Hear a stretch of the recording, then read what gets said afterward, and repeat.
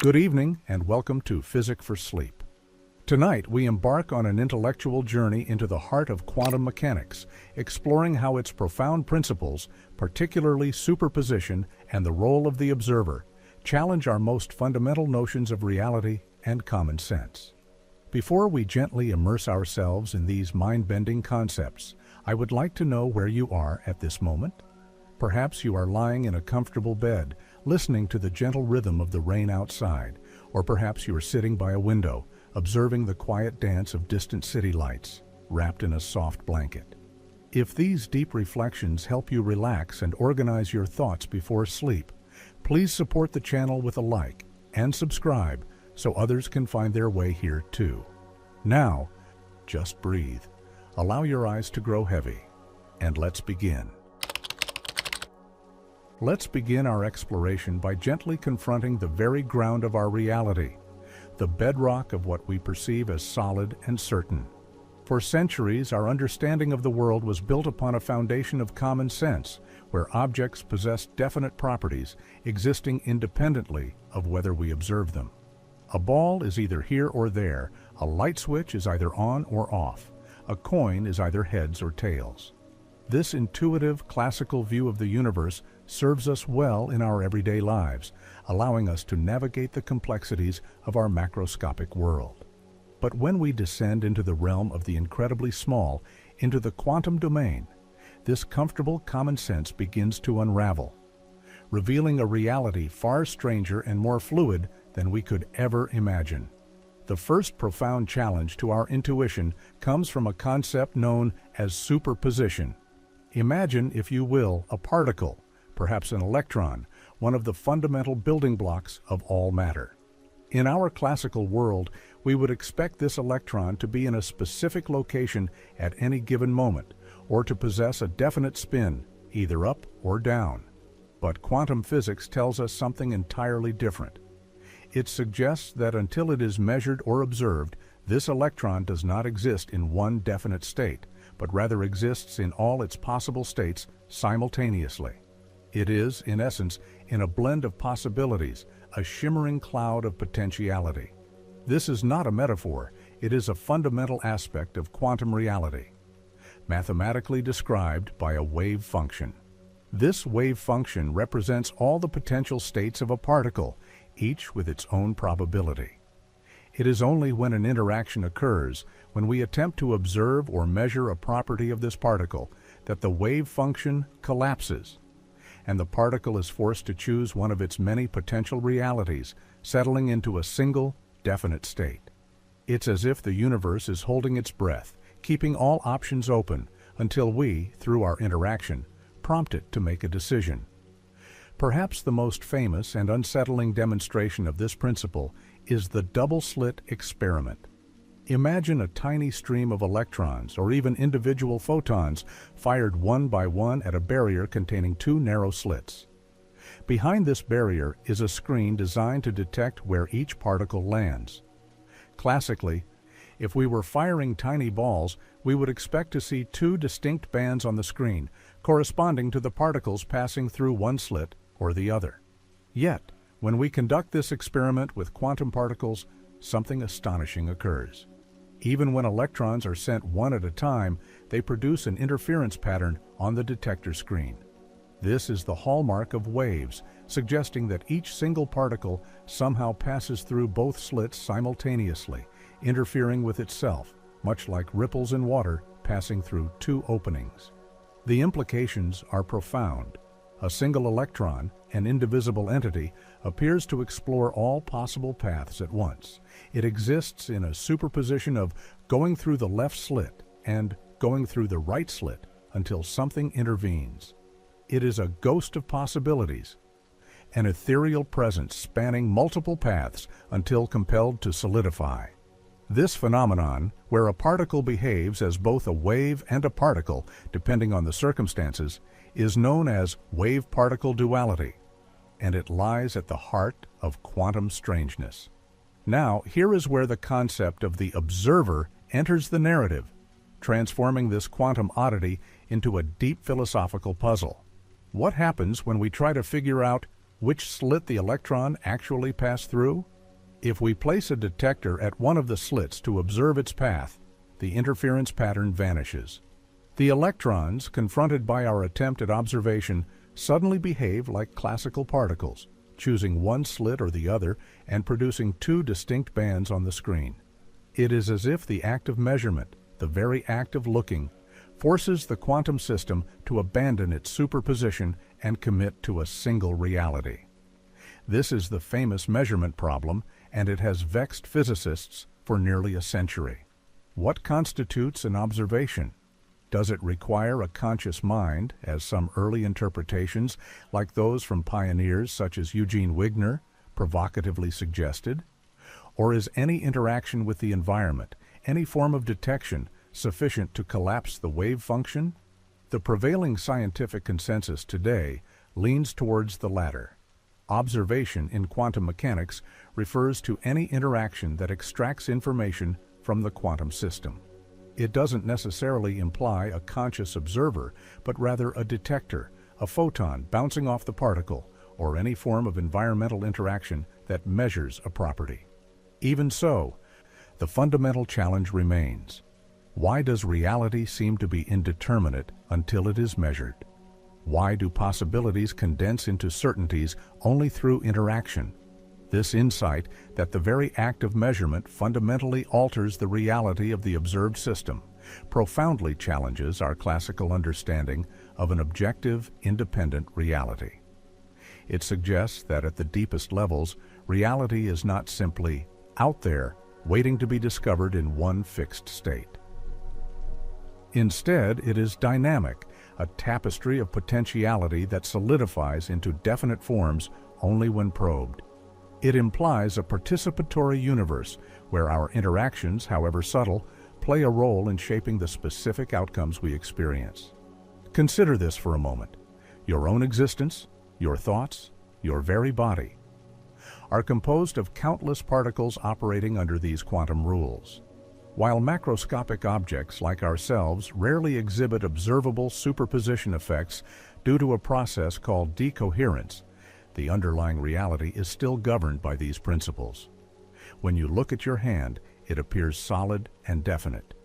Yet, at a more fundamental level, the electrons, quarks, and photons that constitute your hand were, moments ago, existing in a superposition of states, a blur of possibilities, only settling into their definite positions and spins through their continuous interactions with their environment, and indeed, with the very act of your brain processing sensory information. The quantum world thus dismantles our common sense notion of a completely objective, independent reality. It invites us to contemplate a universe where definiteness is not an inherent property of all things, but rather an emergent quality, shaped by the intricate dance of particles and fields and revealed through the act of interaction. It is a universe that whispers of hidden potentials, a reality that is far richer and more nuanced than our everyday perceptions suggest. This profound realization that reality itself might be a collaboration between inherent possibilities and the act of measurement can be a calming thought, allowing us to see the world not as rigid and unchangeable, but as a wonderfully fluid and responsive canvas, constantly being painted anew by the universe's own subtle interactions. The idea that a particle might exist in a blend of all its possible states, only resolving into a single reality upon observation, naturally leads us to ponder the very nature of that observation. What truly counts as a measurement, and how far does this quantum strangeness extend? These questions were famously encapsulated in the thought experiment proposed by Erwin Schrödinger in 1935, known as Schrödinger's cat. Imagine, if you will, a sealed box containing a single, unfortunate cat. Within this box, there is also a diabolical device, a radioactive source with a 50% chance of decaying within 1 hour. If it decays, it triggers a Geiger counter, which in turn releases a hammer to smash a vial of poison, ending the cat's life. If the source does not decay, the cat remains unharmed. Now, according to the principles of quantum mechanics, specifically superposition, The radioactive atom itself exists in a superposition of both decayed and undecayed states until it is observed. This means extending the logic that the entire system, the Geiger counter, the hammer, the poison, and indeed the cat itself, should also exist in a superposition. Therefore, for an external observer, before opening the box, the cat is neither definitively alive nor definitively deceased. It is, in a profound and unsettling quantum sense, simultaneously both alive and deceased, inhabiting a blurry state of existence until the box is opened and a measurement is made. This thought experiment was, of course, designed to highlight the apparent absurdity of applying quantum rules to our familiar, macroscopic world. We intuitively know that a cat cannot be both alive and dead at the same time. This paradox forces us to confront the boundary between the quantum realm of probabilities and the classical world of definite outcomes. It demands an explanation for how our everyday reality, seemingly so stable and predictable, emerges from such an intrinsically uncertain quantum foundation. One of the most widely accepted explanations for why we do not observe everyday objects in such bizarre superpositions is the concept of quantum decoherence. This principle suggests that a quantum system in a superposition, like our hypothetical cat, cannot remain isolated from its environment indefinitely. Instead, it is constantly interacting with its surroundings, with air molecules, stray photons, thermal vibrations, and even the gravitational field. Each of these interactions acts as a subtle, unintentional measurement. As soon as information about the quantum state of the system leaks into the environment, the superposition is effectively destroyed. The system's wave function collapses not necessarily due to a conscious observer, but because its quantum coherence is lost amidst the myriad interactions with the larger classical world. Think of it like this.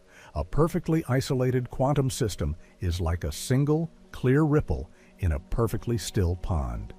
It can spread and exist in multiple forms simultaneously. But if that pond is filled with countless other ripples, or if a gentle breeze stirs its surface, that delicate quantum ripple quickly loses its distinct form, blending into the background. The information about its precise quantum state becomes irretrievably entangled with the vastness of its environment, making it impossible to observe the superposition directly. So, while the cat inside the box might theoretically be in a superposition, the very act of its fur interacting with air molecules, its body emitting heat, or even the faint light inside the box interacting with its eyes, would cause it to decohere almost instantaneously. The cat becomes definitively alive or deceased long before we ever peek into the box, simply because it is an open system, constantly interacting with its surroundings. Decoherence, then, offers a bridge between the quantum and classical worlds. It explains how the fuzzy, probabilistic nature of quantum reality gives way to the sharp, definite reality we experience. It doesn't eliminate the strangeness of superposition at the fundamental level, but rather clarifies why it is so rarely observed in our macroscopic lives. It suggests that our world is not collapsed by a conscious act, but rather by the continuous, unavoidable interactions that entangle quantum systems with their larger environment, making the universe itself a kind of omnipresent, albeit unconscious, observer. This perspective allows us to maintain a sense of objective reality, albeit one that is built upon an inherently probabilistic foundation. Yet, even with decoherence, the fundamental question of why measurement forces a choice remains a topic of deep philosophical and scientific debate. Some interpretations offer even more radical alternatives to the idea of wave function collapse. One such interpretation, famously championed by Hugh Everett III in 1957, is the many worlds interpretation. This perspective takes superposition literally to its extreme. Instead of the wave function collapsing into a single outcome upon measurement, the many worlds interpretation posits that all possible outcomes of a quantum event are realized. Each time a quantum measurement is made, the universe itself splits or branches into separate parallel realities, one for each possible outcome. So, in the case of Schrödinger's cat, when the radioactive atom decays, the universe doesn't just choose one path. Instead, it branches into two distinct universes. In one, the atom decayed, the poison was released, and the cat is deceased. In the other, the atom did not decay, and the cat remains alive. Both realities are equally real, equally valid, but they exist in separate, non-interacting branches of the multiverse. Your act of opening the box doesn't collapse the wave function. It merely causes you to become entangled with one of these branches, experiencing one particular outcome, while another version of you in a parallel universe experiences the other.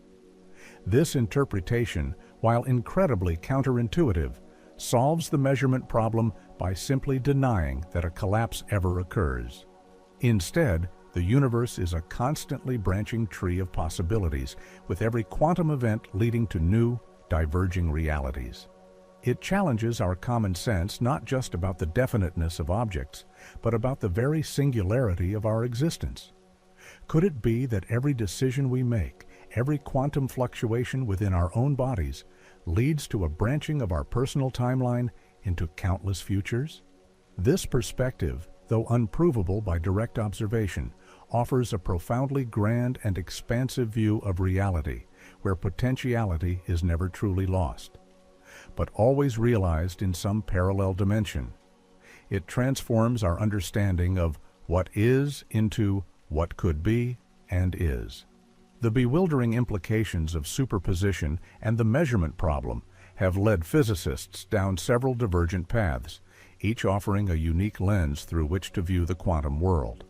While the many worlds interpretation suggests an endlessly branching cosmos, other perspectives offer different yet equally profound challenges to our intuitive grasp of reality, inviting us to reconsider what knowing something truly means at the deepest level of existence.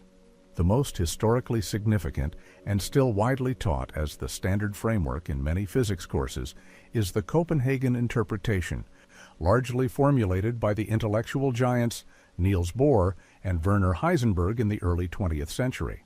This interpretation embraces the probabilistic nature of quantum mechanics as fundamental rather than a mere reflection of our incomplete knowledge.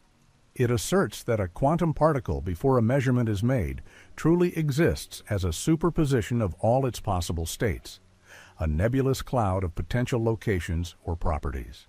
However, it does not attempt to precisely describe what happens to the particle during the act of measurement itself. Instead, it famously states that the act of measurement or observation causes the wave function to instantaneously and irreversibly collapse into one definite state. The probabilities inherent in the wave function, which describe the likelihood of each outcome, are then actualized into a single, observable reality. For Bohr, the quantum world is fundamentally different from the classical world we inhabit, and we can only ever describe it in terms of probabilities and the specific outcomes of our measurements. He famously argued that it is meaningless to ask what a quantum particle is doing or where it precisely is when it is not being observed, because its properties are not definite until that interaction takes place. This view, while incredibly successful in predicting experimental results with astonishing accuracy, demands a profound surrender of our classical intuition. The deeply ingrained belief that a physical reality exists independently of our interaction with it, fully formed and definite at all times. It suggests that reality at its most fundamental level is not fully formed or distinct until we actively look, until we engage with it through a measurement. This perspective subtly nudges us towards a humbling realization. Our active engagement with the universe, even an unconscious interaction, is interwoven into its very fabric, playing a role in shaping the emergent reality we perceive, much like a sculptor revealing a form from unformed clay. Yet, this collapse mechanism itself remains a point of deep contention and persistent mystery. What exactly constitutes a measurement that triggers this collapse? Where does the boundary truly lie between the quantum system and the classical measuring device. These are the very questions that Schrödinger's cat thought experiment brought into such sharp paradoxical focus. The Copenhagen interpretation, in its classical form, tends to draw an arbitrary line, a practical boundary between the quantum and classical domains, without fully explaining the underlying physical process of collapse. This lack of a clear, universally agreed-upon mechanism for wave function collapse has spurred the development of alternative interpretations, each striving to offer a more complete or conceptually satisfying picture of reality, often at the expense of other intuitive notions. One such alternative, offering a compellingly different narrative, is the de Broglie-Bohm theory, sometimes called the pilot wave theory. Initially proposed by the visionary Louis de Broglie in the 1920s, it was later revived and significantly developed by David Bohm in the 1950s. This interpretation takes a radically different approach to the measurement problem. Unlike Copenhagen, it posits that particles always have definite positions and momenta, even when unobserved. There is no superposition in the sense of a particle truly being in multiple places at once, or having multiple spins simultaneously. Instead, each particle is guided by a hidden, non-local quantum wave, often referred to as a pilot wave, that determines its precise trajectory. This wave, which is part of the wave function, exists in a multidimensional configuration space, not necessarily our familiar three-dimensional space, and it subtly influences the particle's movement. In this view, the universe is entirely deterministic. The apparent randomness we observe in quantum experiments arises not from inherent uncertainty, but from our fundamental ignorance of the precise initial conditions of both the particle and its intricate guiding wave. The collapse of the wave function in this framework is then not a physical collapse of possibilities into a single reality, but rather a mere update of our knowledge about the particle's definite, albeit hidden, state. This theory elegantly restores determinism to the quantum realm, a comfort to many physicists who find true randomness unsettling. However, it achieves this at the cost of introducing radical non-locality. The pilot wave can instantaneously influence particles across vast distances, seemingly violating the speed of light limit for influences, though it is crucial to note that no information can be transmitted faster than light. The beauty of this theory lies in its ability to reproduce all the predictions of standard quantum mechanics with uncanny precision, while asserting a more classical-like reality for particles. Yet, it asks us to accept an invisible, non-local guiding wave that pervades the universe, a concept that stretches our common sense in its own unique way by suggesting influences that defy our local intuition and our everyday experience of cause and effect. Another profoundly fascinating and more recent perspective is relational quantum mechanics, developed by the Italian theoretical physicist Carlo Rovelli. This interpretation entirely redefines what a quantum state is, challenging the very notion of an absolute, objective reality. Instead of viewing quantum states as intrinsic, absolute properties of a system, Rovelli proposes that the state of a quantum system is always relative to another system, an observer or reference system. There is no objective, observer-independent reality in the classical sense, no universal truth about an electron's spin or position until it interacts with something. For instance, an electron might have a definite spin-up relative to one measuring device that has just interacted with it, but simultaneously be in a superposition of both up and down relative to another external observer who has not yet interacted with the first device. There is no single universal wave function that describes the entire universe. Instead, each system has its own wave function for every other system it interacts with. This means that reality itself is not a collection of absolute properties, but rather a dynamic network of relations, a web of interconnected observations. It's akin to how velocity only makes sense relative to a specific frame of reference. You cannot have an absolute velocity in a relativistic universe. Similarly, in RQM, quantum properties are not absolute, but fundamentally relational. This interpretation elegantly dissolves the measurement problem by removing the need for an absolute wave function collapse. When two systems interact, they simply establish a definite correlation between their relative properties, and that is all there is to describe. The universe, in this view, is not objectively definite, but a collection of interwoven, intersubjective realities, each valid from its own perspective. This perspective profoundly invites us to consider our own place within this vast relational web. Are our own thoughts and perceptions merely reflections of our unique interactions, our personal slice of a universe that is constantly defining itself through its myriad relationships? It suggests a universe not of fixed, singular truths, but of dynamic, interweaving perspectives, where every interaction adds a new, vibrant thread to the cosmic tapestry, constantly unfolding and becoming. These different interpretations, each with its own profound strengths and equally significant conceptual difficulties, underscore the deeply counterintuitive nature of quantum mechanics. They demonstrate that while the mathematical framework of quantum theory is incredibly successful in predicting phenomena at the atomic and subatomic scales, its implications for the very nature of reality remain a subject of active debate, pushing the boundaries of human comprehension. Common sense, forged in a world of large, stable objects and predictable causality, simply breaks down when confronted with the universe's most fundamental constituents.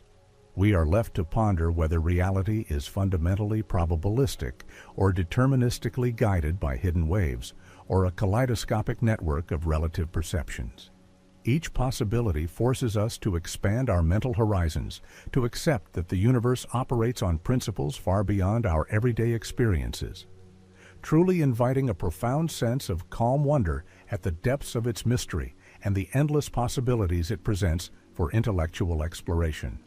As we gently drift from the perplexing dance of superposition, where a particle holds multiple possibilities at once, and the profound questions surrounding the act of measurement, we now turn our gaze to an even more intimately connected and deeply strange quantum phenomenon: entanglement. This is where the universe truly reveals a fundamentally woven fabric of reality, challenging our most cherished notions of separation, independence, and even the very nature of space itself. It suggests that some particles, once linked, remain mysteriously connected across any distance, as if they share a secret, instantaneous bond, defying our everyday intuition. Imagine, if you will, two subatomic particles, perhaps two electrons, that are created together or interact in a specific way. Their individual quantum states become intrinsically intertwined, forming a single, unified quantum system. For instance, consider their property of spin, which can be thought of as an intrinsic angular momentum, much like a tiny top spinning. In our classical world, we might expect each electron to have a definite spin, either up or down, independently. But in the quantum realm, before any measurement, each entangled electron exists in a superposition, simultaneously spinning both up and down. The extraordinary aspect of entanglement is not merely this superposition, but the deep correlation between the two. If you were to measure the spin of the first electron and find it to be up, then instantaneously the second entangled electron, no matter how far away it might be, whether across a laboratory bench, across our Milky Way galaxy, or even across the entire observable universe, would immediately assume the down spin. This correlation is absolute and happens without any discernible time delay, faster than any signal could possibly travel between them, seemingly defying the cosmic speed limit set by the speed of light. This remarkable interconnectedness was first described by Albert Einstein, Boris Podolsky, and Nathan Rosen in 1935 in a paper that introduced what became known as the EPR paradox. They found this implication of quantum mechanics so unsettling, so contrary to their understanding of a local and realistic universe, that they believed it must point to an incompleteness in the theory. Einstein famously derided this phenomenon as spooky action at a distance, convinced that there must be some hidden local variables, some predetermined properties or classical information that the particles carried with them from their point of origin, that would explain the observed correlations without needing instantaneous influence. He simply could not accept that a measurement here could instantly affect a particle there. For decades, this remained a theoretical debate, a philosophical battleground among the greatest minds in physics. But in the 1960s, the brilliant physicist John Bell devised a clever mathematical theorem known as Bell's theorem, which provided a way to experimentally test whether these correlations were due to hidden local variables or truly represented the non-local instantaneous connection predicted by quantum mechanics. Bell's inequalities set a limit on how strongly correlated particles could be if they were governed by local hidden variables. If quantum entanglement was real, these inequalities would be violated. Then came the experimental breakthroughs. In a series of pioneering experiments beginning in the 1970s and notably refined by Alain Aspect and his team in France in the early 1980s, physicists meticulously tested Bell's inequalities using entangled photons. Their results and countless subsequent experiments with ever-increasing precision and greater separation distances unequivocally confirmed that Bell's inequalities are indeed violated. This was a profound moment in science. It demonstrated, beyond reasonable doubt, that Einstein's spooky action at a distance is a genuine feature of our universe. There are no local hidden variables. The correlations are truly non-local, meaning the measurement on one particle instantaneously influences its entangled partner, irrespective of the spatial separation. So, what does this truly mean for our common-sense understanding of reality? It means that the universe is not merely a collection of isolated, independent entities that only interact through local forces. Instead, at its most fundamental level, there are deep, intrinsic connections that defy our everyday experience of locality. Two particles, once entangled, are no longer truly individual. They become part of a larger, unified quantum system. Their fates are intertwined, their properties correlated in a way that transcends the classical limitations of space. It's a profound statement about the underlying unity of existence. This doesn't mean that information is traveling faster than light in a way that violates causality or allows for instantaneous communication, as Einstein initially feared. The inherent randomness of each individual measurement still prevents any useful message from being sent faster than light. You cannot choose the outcome of your measurement on particle A to influence particle B in a predictable way. But the correlation itself, the shared knowledge that instantaneously emerges when a measurement is made, exists beyond the constraints of classical space and time, revealing a deeper, more holistic order to the cosmos. This profound interconnectedness invites us to reconsider the very nature of information within the universe. In our macroscopic world, information is typically localized. It resides in a specific place or object. But in the quantum realm, entangled particles suggest that information can be intrinsically shared across vast distances, as if woven into the very fabric of space-time itself. The act of observing one entangled particle not only causes its own superposition to resolve, but simultaneously affects the state of its distant partner, collapsing its superposition into a complementary state. This shared, non-local collapse highlights the deep interdependence of quantum reality, where the individual is always part of a greater whole, defined by its relationships rather than by isolated intrinsic properties. The implications of entanglement extend far beyond theoretical contemplation and philosophical debates. This spooky action is not merely a curiosity. It is the bedrock of emerging quantum technologies that promise to revolutionize our world. Quantum computing, for instance, harnesses entangled particles, known as qubits, to perform calculations far beyond the capabilities of even the most powerful classical supercomputers. By allowing information to exist in entangled superpositions, these systems can explore multiple solutions simultaneously, opening doors to solving problems currently intractable for drug discovery, material science, and complex optimization. Similarly, quantum cryptography uses entanglement to create intrinsically secure communication channels. Any attempt to eavesdrop on such a channel would instantly break the delicate entanglement, alerting the communicators to the intrusion and rendering the intercepted information useless. It is a testament to how these seemingly abstract quantum phenomena, once dismissed as mere theoretical oddities, are now shaping the future of technology, transforming our practical world based on principles that continue to defy our everyday intuition. As we drift deeper into these quantum mysteries, consider for a moment the profound implications of entanglement for your own sense of self and your connection to the universe. If particles can be so intimately linked across vast distances, forming a unified whole, might there be deeper, unseen connections binding everything, including us? We are, after all, made of these very particles.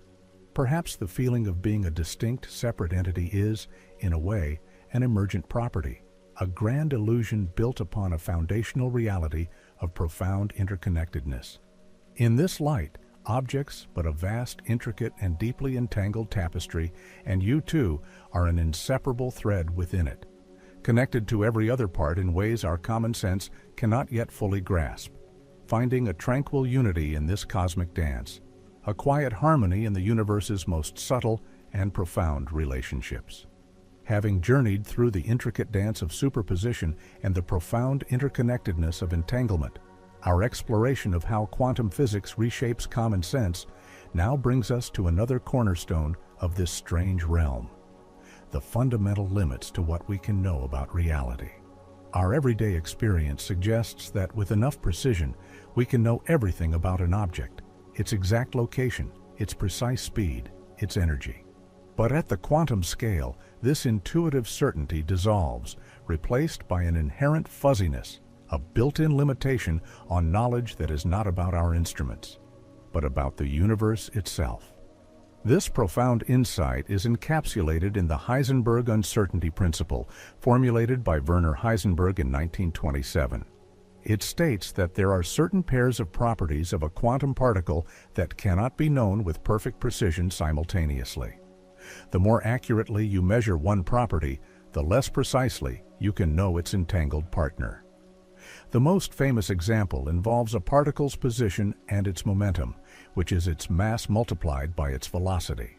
If you measure an electron's position with extreme accuracy, its momentum becomes inherently uncertain, and vice versa.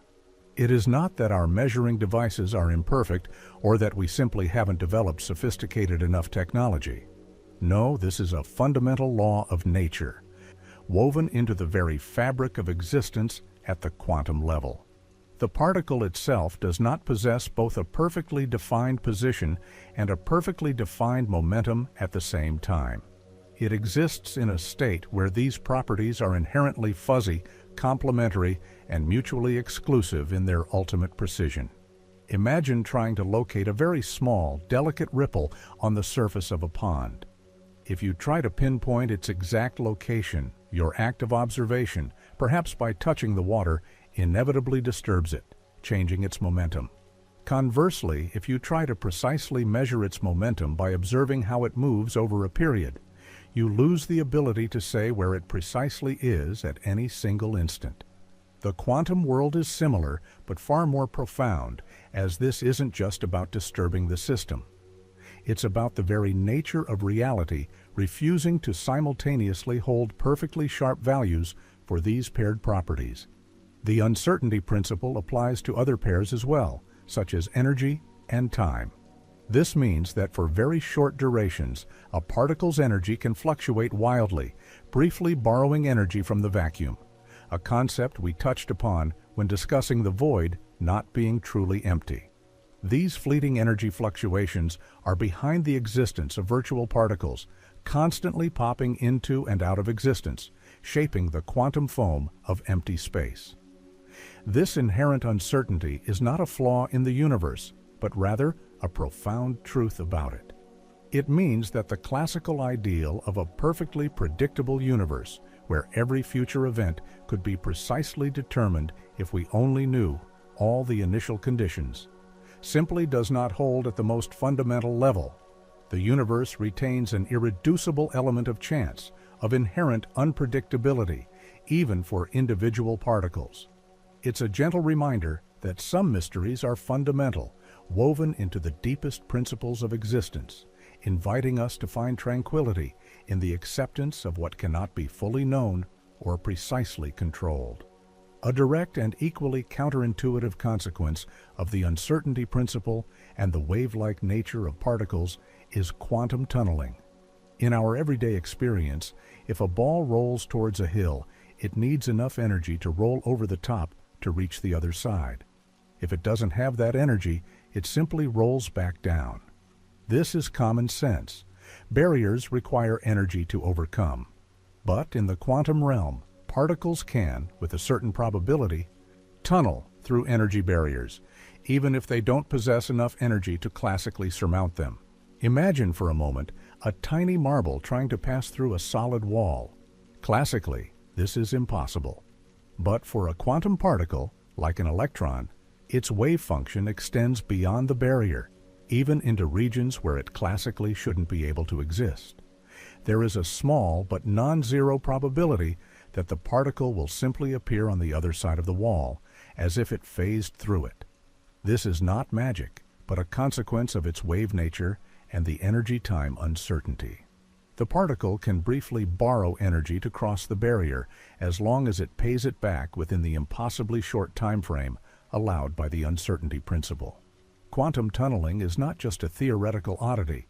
It is a vital process that underpins many phenomena in our universe, including those essential for life itself. For example, it is crucial for nuclear fusion in the Sun and other stars. The nuclei of hydrogen atoms, positively charged, repel each other strongly.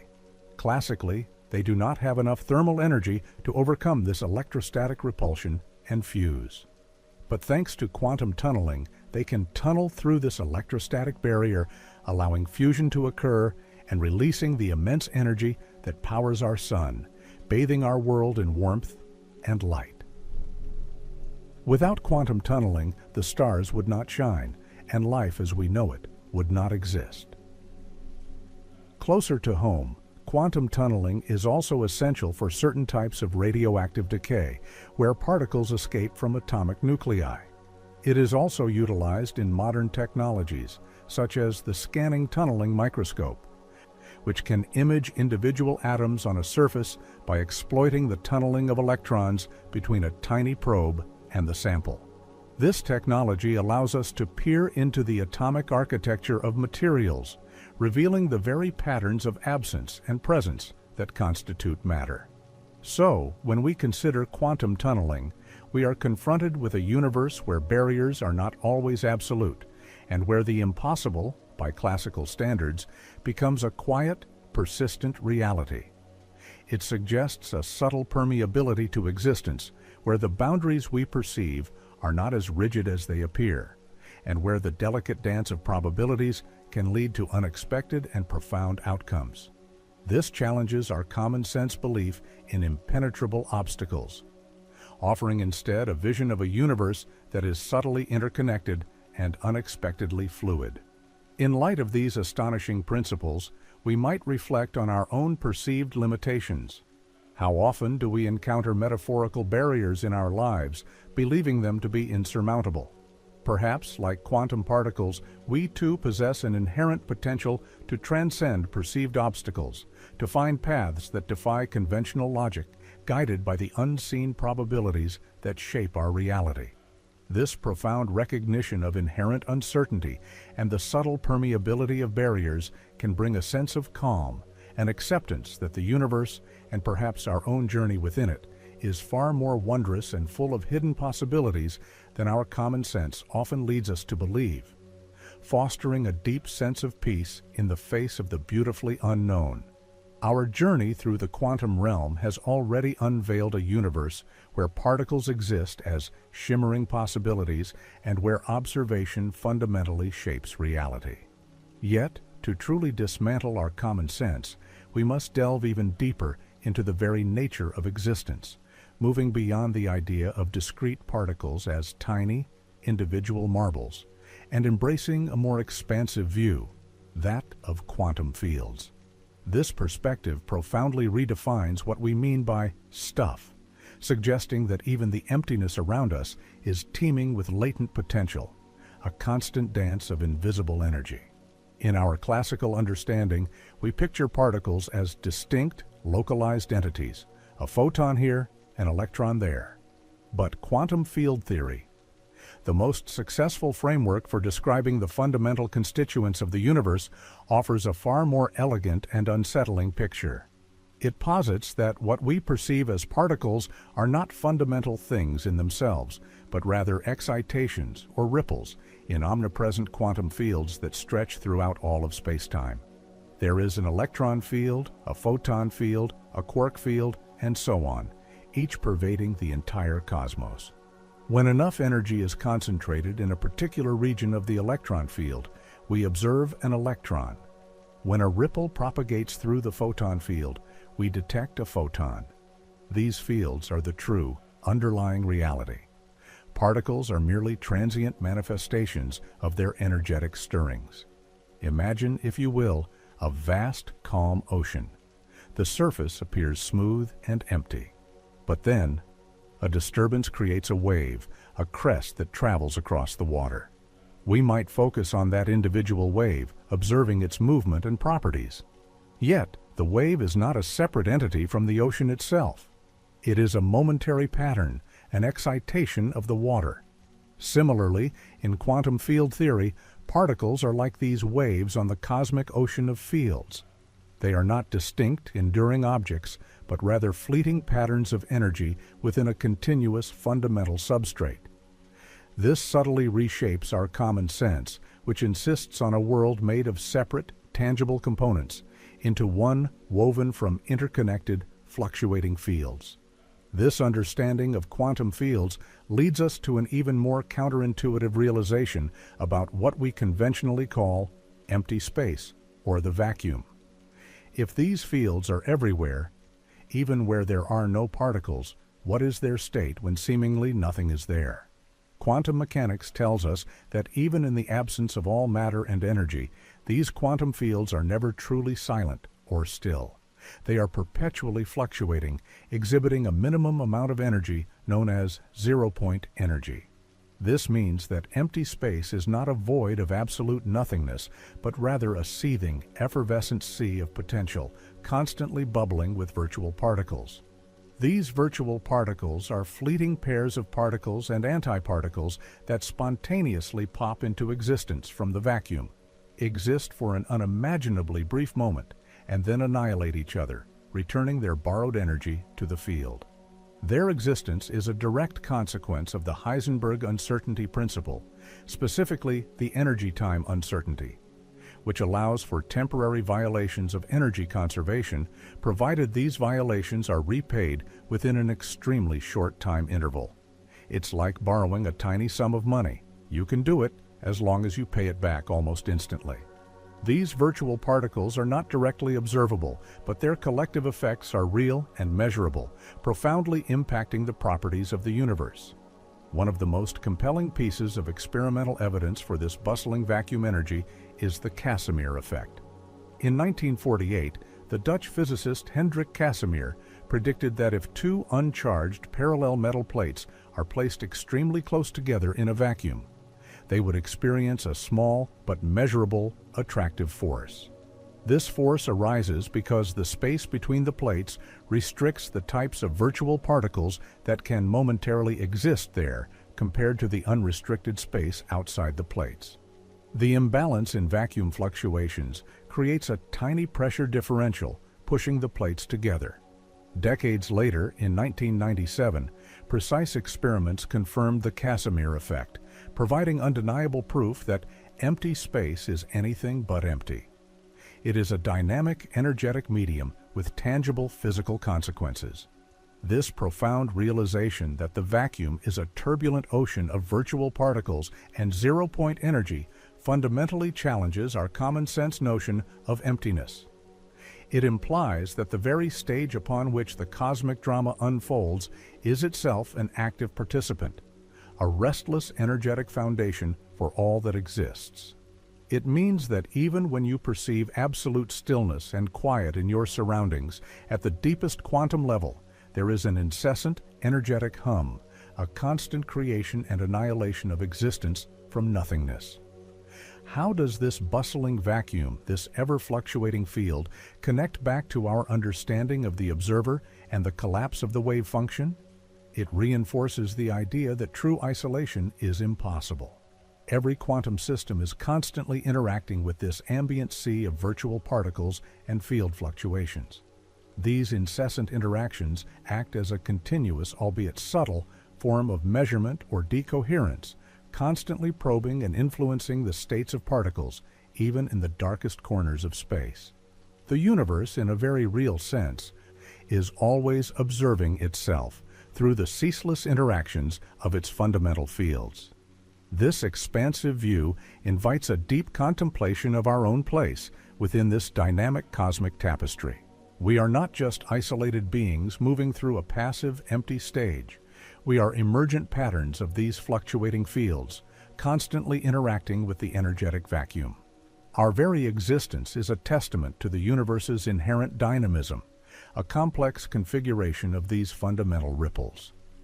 In this light, the perceived solidity and definiteness of our world and of ourselves arise from a constant, intricate dance of quantum probabilities and interactions, a tranquil and awe-inspiring thought that can gently guide us toward a deeper understanding of the profound mysteries that underpin all of reality, offering a serene sense of being part of this grand, ceaseless becoming, where observation fundamentally shapes reality, and where even the vacuum is a bustling sea of virtual activity. As we gently draw closer to the horizon of these profound insights, we find ourselves confronting an even more radical dissolution of common sense. The idea that reality itself, at its most fundamental level, might not be made of tangible things at all, but rather of information. This perspective challenges our deepest intuition, suggesting that the universe is less like a grand mechanism and more like an intricate, cosmic computation. In classical physics, information is often seen as something derived from physical reality, a description of objects and their properties. But in quantum mechanics, the roles might be reversed. The late great physicist John Archibald Wheeler, a mentor to many, famously coined the phrase, "it from bit." This profound hypothesis suggests that every physical it, every particle, every field, every law of physics, and indeed space-time itself, derives its existence from bits of information, from elementary choices, from yes-no answers to quantum questions. In this view, the universe is not just described by information, it is, in essence, made of information. This is a universe where the act of asking a question, of making a measurement, is not merely revealing a pre-existing truth, but actively participating in its creation. Our observations, our interactions, are the bits that solidify the its of reality. This concept resonates deeply with the measurement problem we discussed earlier.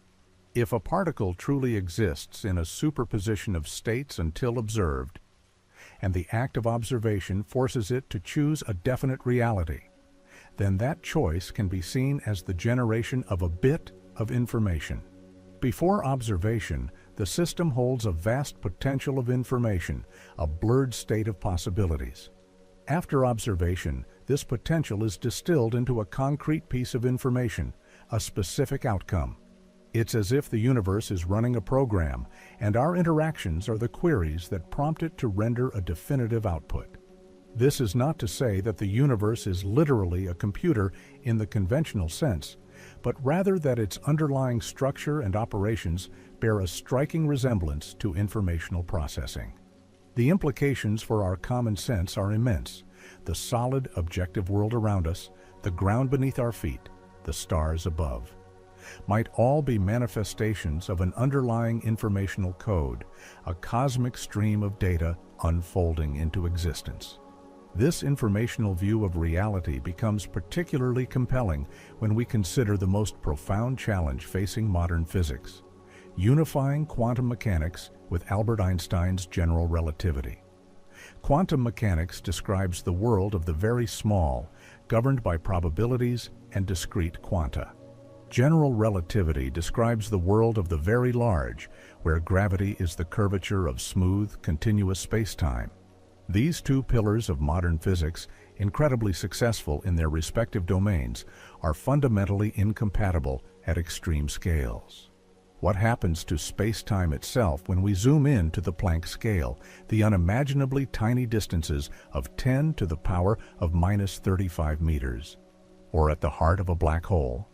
At these scales, our common-sense notions of smooth space and continuous time likely break down entirely. Many theories of quantum gravity, such as loop quantum gravity and string theory, suggest that space-time itself might be granular, discrete, or even emergent from a more fundamental informational substrate.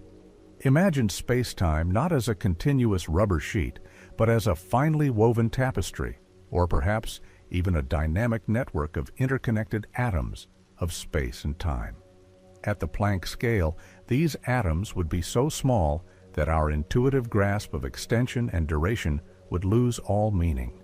This space-time foam, as John Wheeler also envisioned it, would be a turbulent, fluctuating realm where the very geometry of the cosmos is subject to quantum uncertainty, constantly shifting and reconfiguring itself.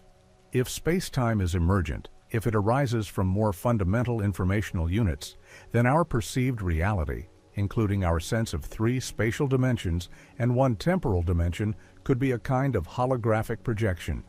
This brings us back to the holographic principle, which suggests that all the information contained within a volume of space could be encoded on its 2-dimensional boundary. In this context, our entire 3-dimensional universe, with all its intricate complexity, might be a projection from a deeper 2-dimensional informational surface, much like a 3-dimensional image emerges from a 2-dimensional hologram. The universe wouldn't be fake, but its most fundamental description might reside in fewer dimensions, composed of pure information. This ultimate destruction of common sense is not meant to be unsettling, but rather profoundly liberating. It invites us to release our rigid preconceptions about reality, to embrace a universe that is far more abstract, fluid, and information-rich than we could ever have imagined. When we consider that our physical world, our very consciousness, could be an emergent pattern of quantum information, a complex arrangement of bits arising from a deeper informational reality, it fosters a sense of calm wonder. It reminds us that we are not merely observers of a static universe, but active participants in its ongoing, magnificent computation, a beautiful and intricate dance of information, constantly shaping and defining the cosmos, and ourselves within it. This deep contemplation of reality as information can lead to a profound peace, dissolving the boundaries between mind and matter, between observer and observed, into a unified, tranquil understanding of existence. Our exploration has led us to consider reality as a grand tapestry of information, where the very act of observation solidifies possibilities into concrete events. Now, let us turn our attention to the cosmic stage upon which this quantum drama unfolds, and ask a question that profoundly challenges our common-sense notion of a haphazard universe. Why are the fundamental constants of nature so precisely tuned for the emergence of life? This is often referred to as the fine-tuning problem, a mystery that suggests a deeper, almost deliberate, underlying structure to the cosmos. Think of the universe as being governed by a set of cosmic dials, each controlling a fundamental parameter: the strength of gravity, the electromagnetic force, the masses of elementary particles like electrons and quarks, and the density of dark energy that drives cosmic expansion. Our common sense might suggest that these dials could be set to any arbitrary value, much like the volume knob on a radio. Yet, scientific observations and theoretical calculations reveal something astonishing. If even one of these dials were tweaked ever so slightly, a minuscule change in its setting, the universe as we know it, a universe capable of supporting stars, galaxies, and complex life, would simply not exist. For instance, if the strong nuclear force which binds protons and neutrons together in atomic nuclei were just a few percent weaker, stable atoms heavier than hydrogen would not form.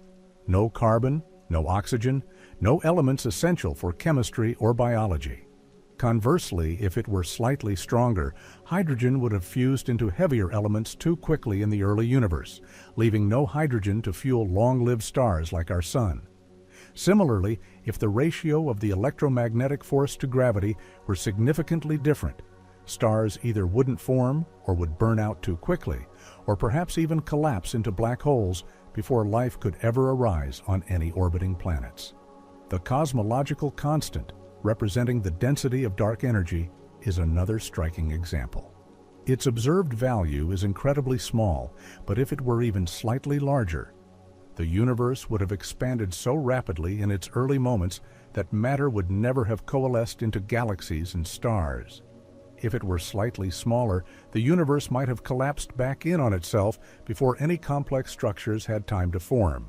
It is as if the universe is an exquisitely calibrated instrument, its settings perfectly arranged for the emergence of complexity, consciousness, and the very act of observation. This level of precision is utterly counterintuitive, defying the expectation of a random cosmic lottery. This apparent fine-tuning has led to the formulation of the anthropic principle, a concept that explores the relationship between the observable properties of the universe and the existence of observers within it. The weak anthropic principle states that the observed values of all physical and cosmological quantities are not equally probable, but they take on values restricted by the requirement that there exist sites where carbon-based life can evolve, and by the requirement that the universe is old enough for this to have already happened. This is not a causal explanation for the constants, but rather a selection effect. We observe the universe to have these specific properties precisely because we, as observers, could only exist in such a universe. It's like finding yourself in a garden full of flowers and noting that you can only observe the flowers, not the barren soil outside the garden, because you are within the garden. This is a profound shift from our common sense assumption that our existence is merely an accidental consequence of universal laws. Instead, our existence plays a role in defining the kind of universe we can observe. More provocatively, the strong anthropic principle suggests that the universe must have properties that allow for the development of life at some stage in its history. This interpretation delves into deeper philosophical waters, sometimes hinting at a teleological aspect where the universe's purpose might be to create consciousness. While this version is far more speculative and less grounded in direct scientific testability, it does provoke a profound sense of wonder. Is the universe designed for us, or are we simply a necessary outcome of its fundamental laws? Whatever the answer, the sheer improbability of these precise conditions arising by chance alone is a powerful challenge to our common sense, urging us to look beyond simple randomness. One way to reconcile the fine-tuning with a non-teleological view is through the multiverse hypothesis, which we briefly touched upon earlier. If our universe is not the only one, but merely one among an infinite ensemble of universes, each with its own unique set of physical constants and initial conditions, then the fine-tuning loses its miraculous quality. In such a vast cosmic landscape, it becomes statistically inevitable that at least some universes would possess the exact conditions necessary for life to arise. We, as conscious observers, would naturally find ourselves in one of these life-permitting universes, marveling at its apparent precision, much like winning a lottery without realizing that countless other tickets were bought in other universes. This perspective offers a tranquil resolution to the fine-tuning puzzle, transforming a seeming cosmic miracle into a statistical certainty across an endless array of realities, each unfolding its own unique story. This deep dive into the universe's fundamental constants and the anthropic considerations encourages us to transcend our common-sense belief in a universe that is merely a collection of independent, arbitrary facts. Instead, it presents a cosmos where our very existence, our ability to observe and question, is intricately woven into the fabric of its most fundamental parameters. We are not just passive inhabitants, but active participants in the universe's self-discovery, beings who have emerged from its finely tuned conditions to reflect upon its grandeur. This contemplation can be deeply calming, offering a sense of belonging within a universe that, despite its vastness and complexity, seems to resonate with the very possibility of our being. It invites us to rest in the knowledge that our consciousness is not an anomaly, but a profound expression of the universe's capacity for intricate self-organization and awareness. A quiet, reassuring thought as you drift deeper into the night, knowing you are part of something so grand, revealed a universe far more enigmatic than our common sense suggests. One where particles exist as shimmering possibilities, where observation shapes reality, where even the vacuum teems with virtual activity, and where the cosmos itself might be an intricate dance of information. Now, as we continue our gentle descent into these profound mysteries, let us turn our attention inward to perhaps the most complex and intimate frontier of all, the nature of consciousness itself. If the universe is, at its deepest level, fundamentally quantum and informational, then what does this imply for our own minds, the very seat of our awareness and our capacity to observe? For centuries, the human mind has been a realm of profound philosophical and scientific inquiry.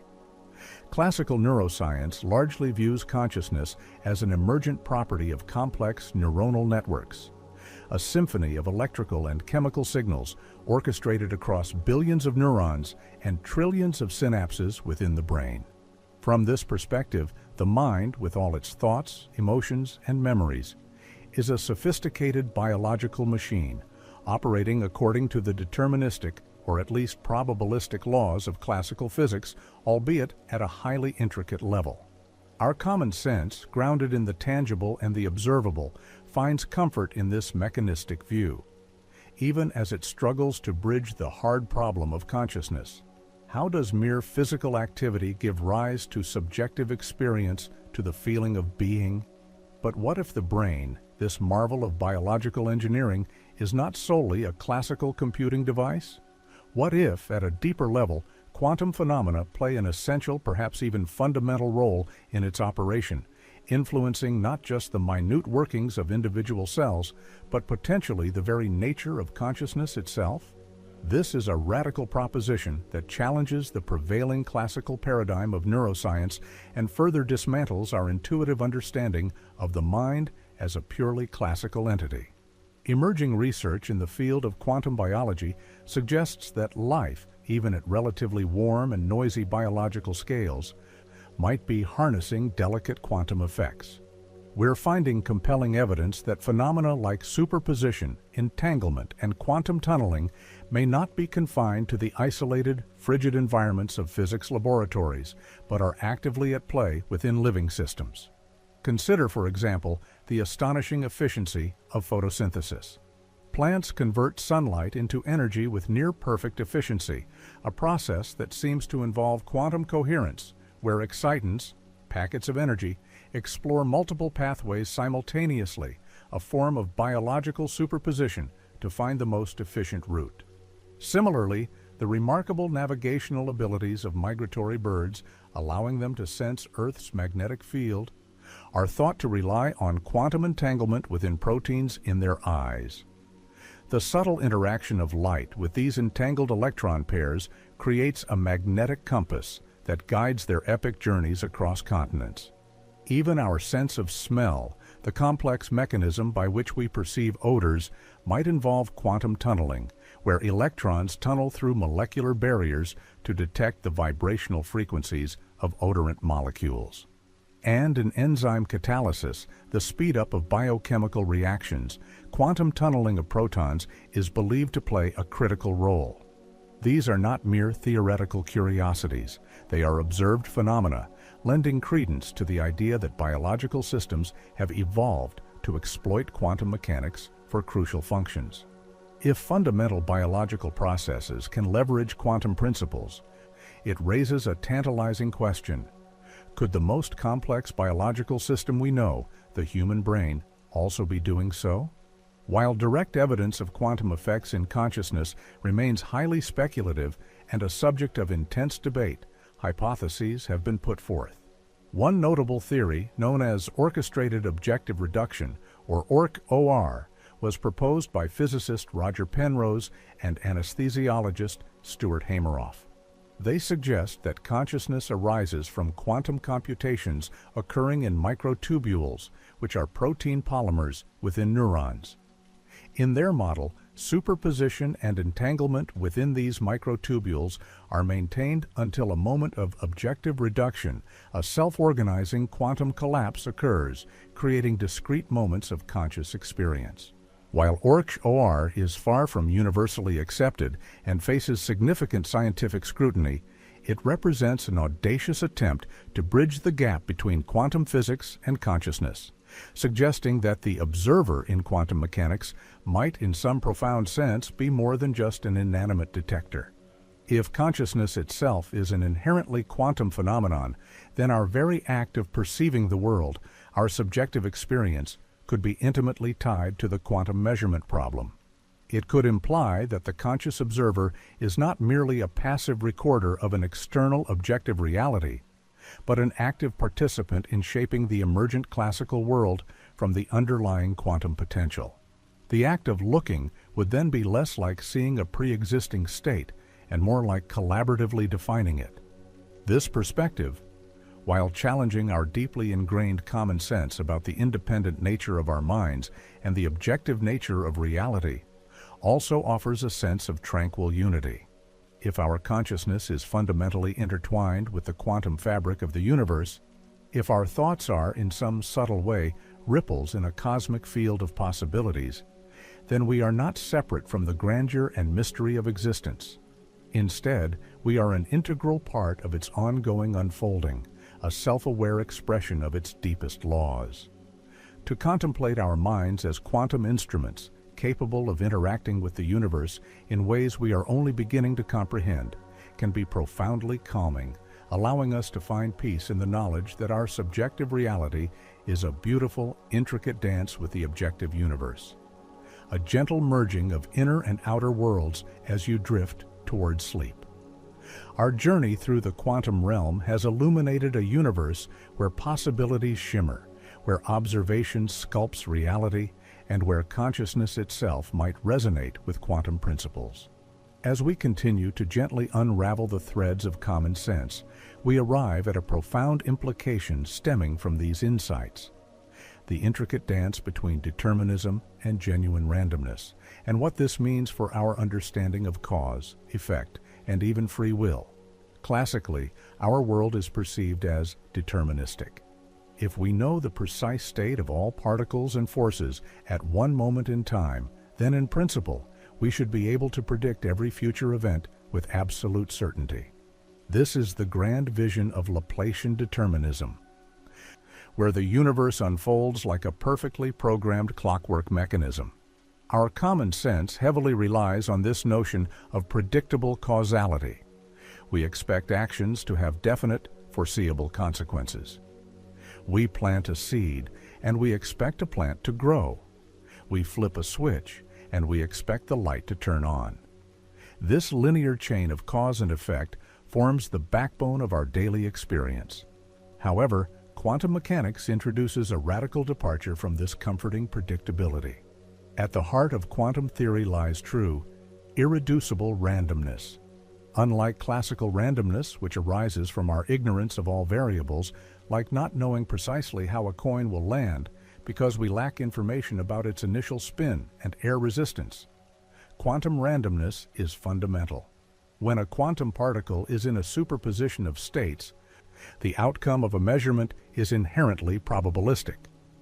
An electron's spin might be 50% up and 50% down, and until observed, it is truly both. The moment of observation or interaction forces a choice, but which outcome is realized is not predetermined by any hidden variable, as Einstein hoped. Instead, it is a truly random event, a roll of the cosmic dice. This is not merely a statement about our lack of knowledge. It is a statement about the universe's inherent nature. The universe, at its deepest level, does not appear to be a perfectly predictable clockwork. This fundamental indeterminacy profoundly challenges the notion of a purely deterministic universe. If the future of individual quantum events is genuinely unpredictable, then the future of larger macroscopic systems, which are composed of countless quantum particles, must also carry an element of inherent chance. While decoherence ensures that these quantum uncertainties usually average out at our scale, giving the illusion of classical determinism, the underlying reality is still one of probabilities. It's as if the grand cosmic symphony has sections where the notes are not fixed, but chosen spontaneously from a range of harmonious possibilities, adding an unexpected richness to the composition. This leads us to a fascinating philosophical crossroads concerning free will. If every event, down to the quantum level, were strictly determined, then our choices, our thoughts, our very sense of agency might merely be the inevitable unfolding of pre-existing conditions. The idea of free will becomes a profound illusion in such a universe. However, if quantum mechanics introduces genuine randomness into the fabric of reality, then perhaps there is a subtle opening for genuine choice. Some theories, though highly speculative, propose that this quantum indeterminacy, particularly within the complex neural networks of the brain, could provide the physical basis for free will. If our thoughts and decisions are not entirely predetermined by classical physics, but are instead influenced by the inherent probabilities of quantum events, then there might be room for genuine, non-deterministic choice to emerge. Even if quantum randomness does not directly translate into macroscopic free will in a way we can easily comprehend, its very existence dissolves the rigid chains of classical determinism. It suggests that the universe is not a closed book, its narrative already fully written. Instead, it is a story still being told, with genuine plot twists and unexpected turns emerging from the quantum foam of possibility. This can be a deeply calming thought, freeing us from the weight of absolute predetermination and inviting us to embrace the wonder of emergent novelty. We are not merely puppets on a string, but participants in a universe that is still, in a fundamental sense, creating itself, moment by quantum moment. Moreover, the quantum perspective encourages us to rethink the very concept of reality as something purely objective and external. The relational nature of quantum states, as proposed by Carlo Rovelli, implies that properties are not absolute, but exist only in relation to an interaction. An electron's spin is not definitively up or down until it interacts with something that measures it. And that measurement, that interaction, is itself a physical process governed by quantum laws. This means that our subjective experience, our personal now, is not merely observing an objective, universal now, but is an integral part of how reality manifests for us. It's like standing on a moving train and watching the landscape. Your perception of its speed and direction is relative to your own motion. In the quantum universe, this relativity extends to the very properties of existence. This blurring of the lines between subjective and objective, between observer and observed, is perhaps the ultimate destruction of common sense offered by quantum physics. It suggests that reality is not a static backdrop against which we play our lives, but a dynamic, participatory process in which we are all intimately involved. Our minds, far from being mere passive recipients of external data, might be active agents in the ongoing definition of reality, constantly collapsing possibilities into certainties through our interactions and observations. This implies a universe that is not only profoundly interconnected, but also profoundly responsive, a living tapestry that weaves itself anew with every interaction. As you allow these thoughts to gently settle, consider the quiet beauty of a universe that is fundamentally open, where the future is not entirely set, and where your own existence, your very act of conscious observation, plays a subtle yet undeniable role in the unfolding of reality. It's a universe that invites us not to fear the unknown, but to find serenity in its boundless possibilities. To rest in the understanding that common sense is merely a tool for navigating the macroscopic, and that true reality, at its deepest quantum heart, is a realm of infinite wonder, constantly surprising and forever becoming, a gentle, peaceful rhythm that can guide you deeper into tranquil sleep. Our journey has been a gentle unraveling of common sense, leading us to a universe woven from probabilities and information, where observation plays a profound role in shaping reality.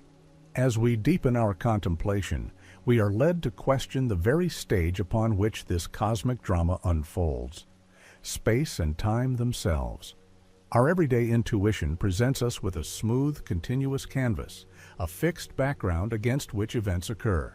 Yet, at the most extreme scales, quantum physics suggests that this familiar backdrop might be as illusory as the solidity of matter, emerging from something far more fundamental and fragmented. For centuries, space was conceived as an empty container, and time as a universal, inexorable flow. Albert Einstein's theories of relativity profoundly reshaped this view, revealing space-time as a dynamic, flexible fabric warped by mass and energy. However, even in relativity, space-time remains a continuous entity. The challenge arises when we attempt to reconcile this smooth, continuous space-time with the inherently discrete and probabilistic nature of the quantum world. General relativity, our best theory of gravity, and quantum mechanics, our best theory of the very small, simply do not speak the same language. They operate on different assumptions about reality, creating a fundamental schism at the extremes of existence. This incompatibility becomes most apparent when we consider the Planck scale. Imagine zooming in on the fabric of space-time, deeper and deeper, past atoms, past nuclei, past quarks, until you reach unimaginably tiny distances, approximately. This is the Planck length, and the corresponding Planck time is an equally minuscule interval, 10 to the power of minus 43 seconds. At these scales, the gravitational effects of quantum fluctuations become so dominant that our current physics breaks down entirely. It's as if the smooth tapestry of space-time begins to fray, revealing its discrete, granular nature. Our common sense, which relies on continuous dimensions for navigation and understanding, finds itself utterly lost in this space-time foam, a theoretical landscape where space and time are no longer continuous, but rather quantum and discrete.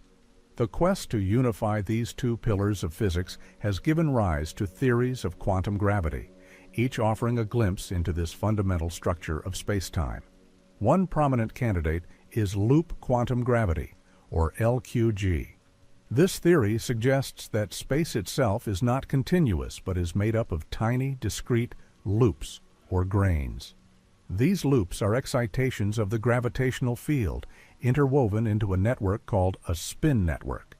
At the Planck scale, space would literally be quantized, meaning there's a minimum possible size, a smallest unit of space, below which nothing can exist. Similarly, time, in this view, would not flow smoothly, but would advance in discrete, irreducible steps. The continuity we perceive in our macroscopic world would then be an emergent phenomenon, much like a continuous image. On a screen is actually composed of countless discrete pixels. This idea that space is not empty but a dynamic, granular network profoundly challenges our intuitive grasp of extension and shape, replacing it with a quiet, intricate geometry woven from quantum threads. Another ambitious framework, string theory, also posits that space-time is not fundamental, but emerges from more basic constituents: tiny, vibrating one-dimensional strings. In some versions of string theory, the gravitational field, and thus space-time itself, can be understood as an emergent property of the collective behavior of these strings. The smooth geometry of space-time, according to this view, arises from the coherent interactions of countless fundamental strings, much like the smooth surface of a woven cloth emerges from the discrete threads that compose it. This perspective offers a different, yet equally radical, departure from common sense, suggesting that the very dimensions we inhabit are not primary, but rather a collective illusion, a grand pattern arising from an underlying vibrational symphony. These theories, while still under active development and lacking direct experimental verification, compel us to consider that gravity itself might not be a fundamental force in the way we traditionally understand it. Instead, some physicists propose that gravity could be an emergent phenomenon, much like temperature or pressure. Temperature, after all, isn't a property of a single atom. It emerges from the collective motion of countless atoms. Similarly, emergent gravity theories suggest that the gravitational force and the curvature of space-time arise from the collective behavior of microscopic degrees of freedom, perhaps related to the informational bits we discussed earlier. This would mean that the force that holds galaxies together, that keeps our feet on the ground, is not a fundamental push or pull, but a subtle, collective consequence of the universe's most minute quantum interactions.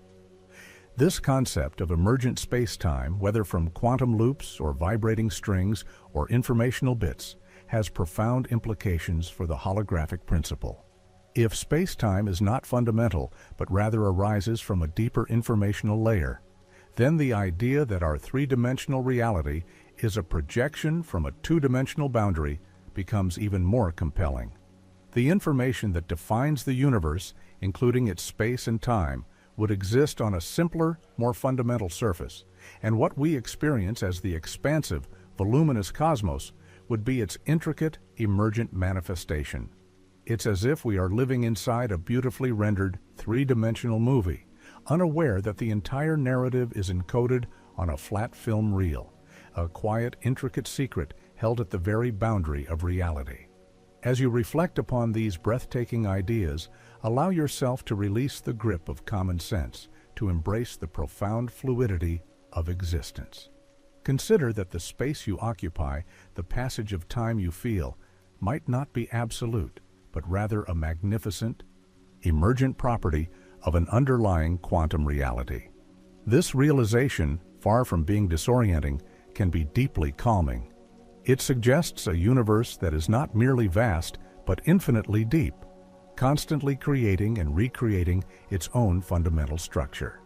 We are not just situated within space and time, but are intricate, conscious patterns arising from their very emergence, part of the universe's ongoing self-definition. To rest in this understanding is to find a tranquil peace in the heart of the cosmos, knowing that you are a living, breathing expression of its deepest, most beautiful mysteries, gently drifting into the serene embrace of the night, arising from an emergent space-time. Now are led to confront an even more radical idea, one that challenges our most fundamental notions of individuality and identity, the profound indistinguishability of quantum particles.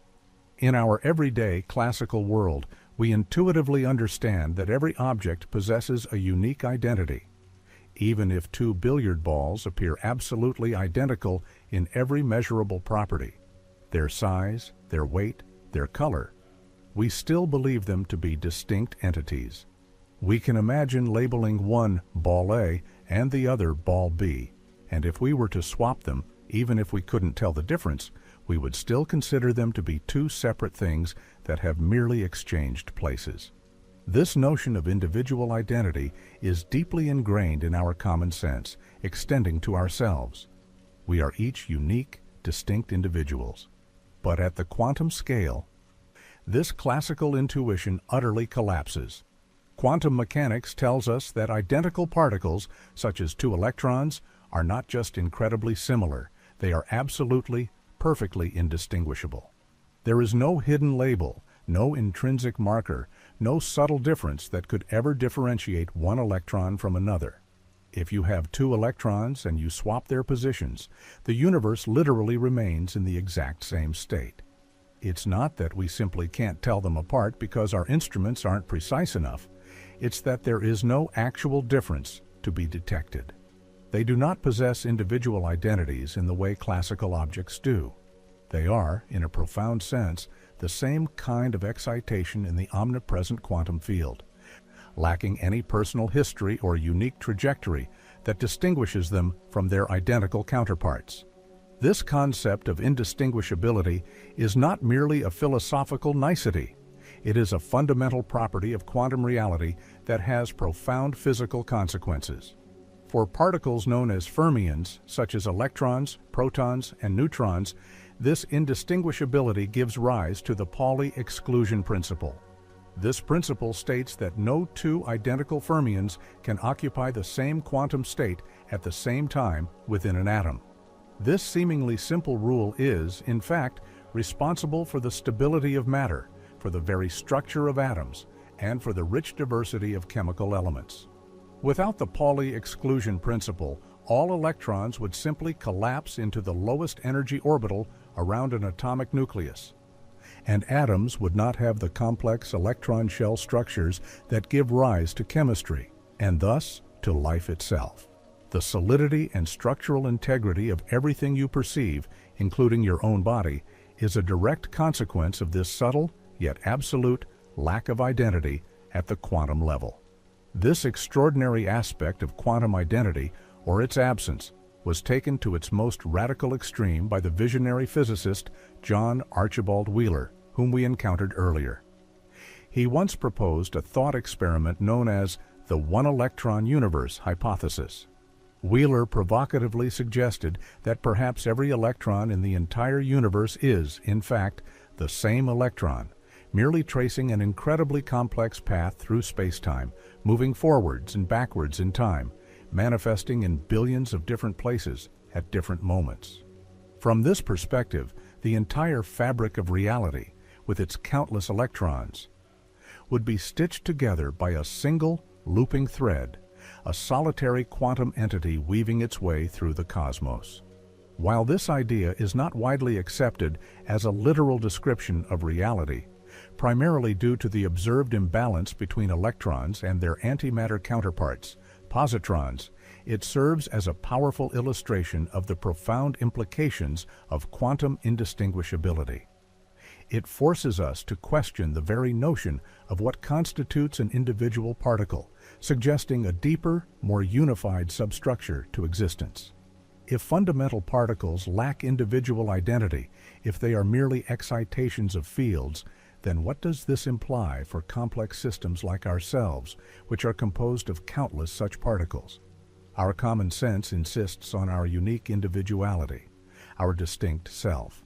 Yet, if the building blocks of our being are constantly being exchanged and are fundamentally indistinguishable, then the self we perceive might be more akin to a stable pattern or a coherent process, rather than a collection of unique, enduring components. It's like a wave in the ocean. The water molecules that make up the wave are constantly changing, yet the wave itself, the pattern, retains its identity as it propagates across the surface. Our consciousness, our identity, might be a marvelously intricate, self-sustaining pattern of quantum information, constantly being reformed and defined through our interactions with the universe, rather than a fixed, unchanging thing residing within us. This perspective, far from diminishing our sense of self, can be profoundly liberating and calming. It suggests a deeper, more fluid connection to the universe. We are not merely isolated entities, but dynamic, emergent expressions of the cosmos's deepest laws. Our individuality arises from the unique arrangement and processing of information, from the intricate patterns woven by quantum fields, rather than from any inherent distinctness of our constituent particles. To contemplate that our very being is a testament to the universe's capacity for self-organization, for creating intricate patterns of awareness from a foundation of pure potential, can evoke a tranquil sense of belonging. It allows us to view our existence not as separate from the grand cosmic dance, but as an integral, beautiful part of it, dissolving the rigid boundaries of common sense into a serene, unified understanding of reality. This deep peace, born from embracing the fluid and interconnected nature of the quantum world, can gently guide you deeper into restful slumber. As our journey through the quantum realm draws to a gentle close, we leave behind the rigid certainties of common sense and embrace a universe of profound fluidity and interconnectedness. We have glimpsed a reality where particles exist as shimmering possibilities until observed, where the act of measurement plays a role in shaping what is real, and where even the empty vacuum teems with latent energy. We have contemplated a cosmos where fundamental constants are exquisitely tuned for life, where identity is an emergent pattern rather than an intrinsic label, and where space and time might be the grand illusions of a deeper informational tapestry. May these deep thoughts about the quantum universe, its superposition of states, and the profound role of the observer carry you into a world of tranquil sleep. Remember that the universe is not a static stage, but a dynamic, living mystery in which your very consciousness is an active, intricate part. Allow the comfort of this vast, interconnected dance to envelop you, knowing that the boundaries between observer and observed, between self and cosmos, are far more permeable and wondrous than our everyday senses suggest. Fall asleep with this feeling of serene wonder, of expanded understanding, and the quiet realization that you are an integral, beautiful expression of the universe's ceaseless unfolding. Good night. The journey into quantum entanglement begins in a realm where the familiar rules of our macroscopic world gently dissolve, giving way to a reality far more subtle and interconnected than we might intuitively grasp. Imagine, if you will, two tiny particles, perhaps a pair of photons or electrons, born from the same event, sharing a profound, invisible bond. This is the essence of quantum entanglement. These particles, no matter how vast the distance separating them, remain intrinsically linked, their fates intertwined in a way that defies our classical understanding of space and time.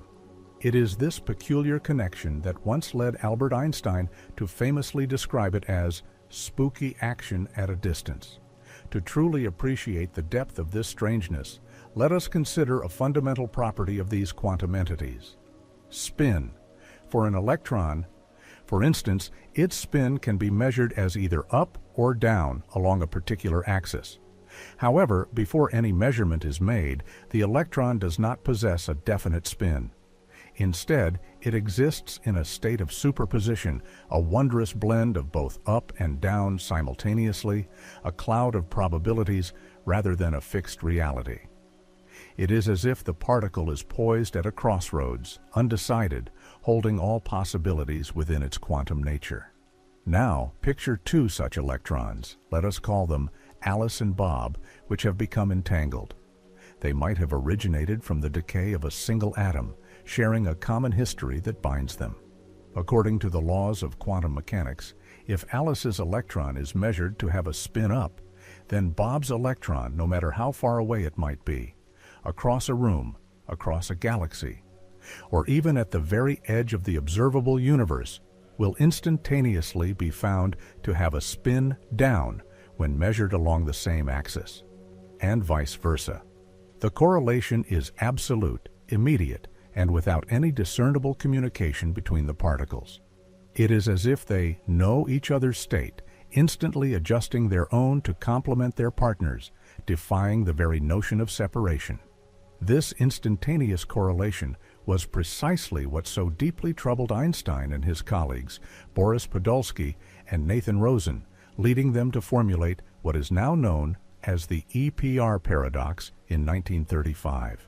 Their argument was elegant and seemingly logical. If a measurement on one particle immediately influences the state of another, distant particle, it would imply a transfer of information faster than the speed of light. This, they reasoned, would violate the principle of locality, a cornerstone of physics which states that an object can only be directly influenced by its immediate surroundings, and that no information can travel faster than light. Such a violation would undermine the very fabric of special relativity, a theory Einstein himself had pioneered. To resolve this apparent paradox, Einstein, Podolsky, and Rosen proposed that quantum mechanics must be an incomplete theory. They suggested that there must exist hidden variables, some unknown, pre-existing properties or instructions carried by the particles from the moment of their entanglement. These hidden variables, they posited, would predetermine the outcome of any future measurement, meaning that the particles' states were never truly indefinite. Instead, they were simply unknown to us, like two sealed envelopes, each containing a secret instruction opened only upon measurement. If this were true, there would be no spooky action, no instantaneous communication, only the unveiling of a pre-established reality. The particles would simply be following their pre-programmed destiny, much like two perfectly synchronized watches that always show the same time, without ever needing to communicate. Consider a simple analogy to illuminate this idea. Imagine you have two perfectly matched gloves, one left and one right. You place each glove into a separate, identical box, seal them, and then send one box to a distant friend.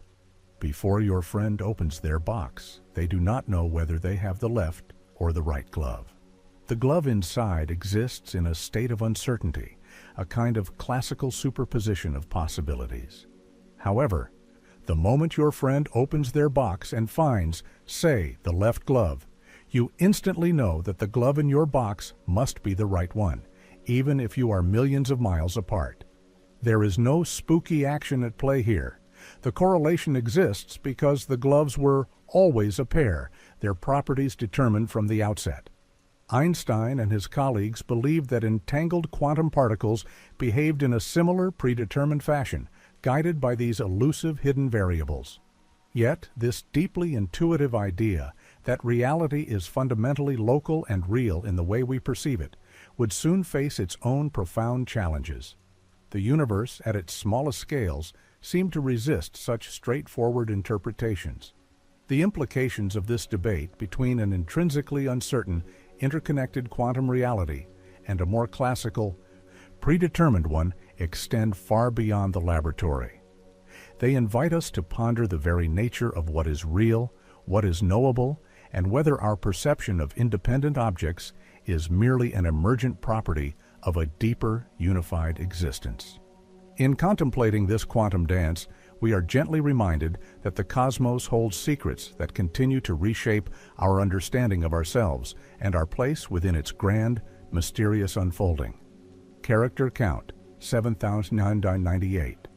The intuitive allure of hidden variables, offering a comforting classical explanation for quantum correlations, was indeed strong.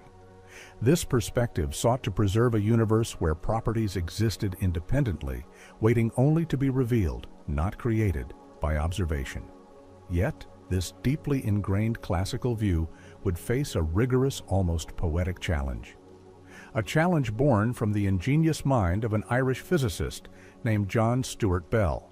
In 1964, Bell devised a theoretical framework, now famously known as Bell's theorem, which provided a profound and elegant way to test whether Einstein's spooky action at a distance was merely a symptom of an incomplete theory, as Einstein believed, or if it truly pointed to a deeper, more unsettling, non-local reality. Bell's work was not a rejection of Einstein's profound insights, but rather a brilliant refinement, pushing the boundaries of what we could empirically verify about the quantum world, moving beyond philosophical debate into the realm of experimental proof, a testament to the power of scientific inquiry. Bell's theorem, though rooted in intricate mathematics, can be understood in its profound implications without delving into its complex equations. It essentially posits that if local hidden variables truly exist, if the particles predetermine their outcomes before any measurement, without any instantaneous, faster-than-light communication, then the statistical correlations between entangled particles, when measured in specific, carefully chosen ways, should always conform to a certain maximum limit. This limit, known as Bell's inequality, sets a precise boundary on how strongly correlated the outcomes of distant measurements can possibly be, if only local predetermined properties are at play. Imagine, for instance, a game of chance with two players, each holding a card from a pre-shuffled deck. The cards are correlated because they came from the same deck, but the act of one player looking at their card does not instantaneously change the other player's card. Their properties were fixed from the moment the cards were dealt. Bell's inequality describes the maximum level of correlation expected in such a classical, predetermined scenario. If, however, quantum mechanics is correct, and particles genuinely exist in a state of indefinite possibilities until measured, then these correlations could, in theory, exceed that classical limit. It was a brilliant stroke of insight, transforming a centuries-old philosophical debate about the nature of reality into a concrete, experimentally verifiable question, a clear and decisive fork in the road for our understanding of the cosmos, urging us to look beyond our everyday perceptions. For many decades, the technological prowess required to perform these exquisitely delicate experiments with sufficient precision was out of reach. The challenges were immense, creating entangled pairs of particles reliably, sending them over distances great enough to rule out any classical light-speed communication, and then measuring their properties without inadvertently disturbing their delicate quantum states. All of this had to be achieved while ensuring the experimental setup itself did not introduce any hidden classical correlations. But in the 1980s, a pioneering French physicist named Alain Aspect and his team, working in Paris, conducted groundbreaking experiments that began to provide definitive answers. They generated pairs of entangled photons and sent them to detectors separated by distances that made any classical light-speed communication impossible within the brief measurement time frame. Imagine these elusive photons traveling silently through the laboratory, their fates meticulously interwoven, a ballet of unseen connections. By precisely measuring the polarization of these photons along various rapidly changing axes, they gathered data to test Bell's inequalities against the predictions of quantum mechanics. The results were startlingly clear and consistent. The correlations observed consistently violated Bell's inequalities, aligning perfectly with the predictions of quantum theory. This was a monumental finding, a quiet yet profound revolution, suggesting that the particles were indeed exhibiting a connection that could not be explained by the comforting intuitive notion of local hidden variables.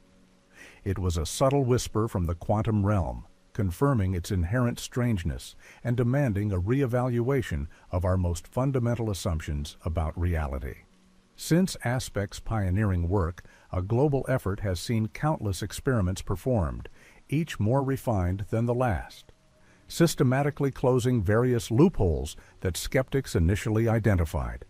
These included the locality loophole, which questioned whether the detectors were truly far enough apart to prevent even the fastest hypothetical light-speed communication from influencing the outcomes.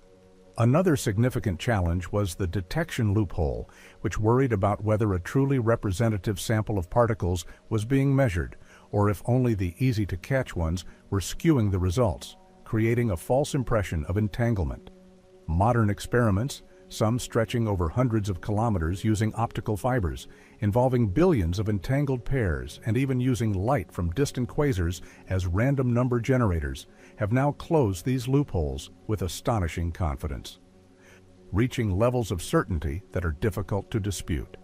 The consistent conclusion, supported by decades of robust experimental evidence, is that entanglement is a real, fundamental, and undeniably non-local feature of our universe. The quantum world does not operate under the comforting assumption of local realism. This means that either locality, the idea that objects are only influenced by their immediate surroundings and that no information travels faster than light, or realism, the idea that properties exist independently of measurement, or perhaps both, must be profoundly reconsidered in the face of this quantum truth. This powerful realization forces us to confront a profound choice in our understanding of the cosmos. Most physicists, in light of the overwhelming experimental evidence, have come to accept that locality, in the classical sense, does not hold at the quantum level when it comes to entangled particles. It is not that information is traveling faster than light, which would fundamentally break special relativity, but rather that the entangled particles exist as a single, indivisible quantum system. Their properties are not individual, but relational, defined only in reference to each other, even when separated by immense cosmic distances. The universe, at its most fundamental level, exhibits a deep, inherent interconnectedness that transcends the spatial boundaries we perceive. It is as if the universe itself, in certain intricate arrangements, prefers to operate as an unbroken whole rather than a collection of independent parts. To clarify why this spooky action does not permit faster-than-light communication, consider our entangled pair, Alice and Bob, each with their electron. Alice measures her electron and finds it to be spin up. Instantly, she knows Bob's electron, if measured along the same axis, would be spin down. But Alice could not choose her electron to be up. The outcome of her measurement is fundamentally random, governed by quantum probabilities. She cannot force her electron to take a specific spin value to send a predetermined signal to Bob. Since she cannot control her outcome, she cannot impose a message. Bob, receiving his electron, observes a down spin, but this outcome, from his perspective, is also entirely random. Only by later comparing their results, perhaps via a classical light-speed message or phone call, can they confirm the perfect correlation. This means no information, in the sense of a controllable message, ever travels faster than light. The universe safeguards its speed limit, even in the face of such profound quantum intimacy. It is a revelation, a quiet understanding that the fabric of reality is far more subtle and intricate than our everyday experiences suggest, weaving together distant points in a tapestry of shared quantum states. The implications of this non-local interconnectedness extend far beyond mere philosophical curiosity. They are actively shaping the technological frontiers of our era. One of the most promising applications lies in the realm of quantum computing. Unlike classical computers, which store information in bits representing either 0 or 1, quantum computers utilize qubits, which can exist in a superposition of both 0 and 1 simultaneously. More remarkably, entangled qubits can represent complex states that are linked, allowing a quantum computer to process vast amounts of information in parallel.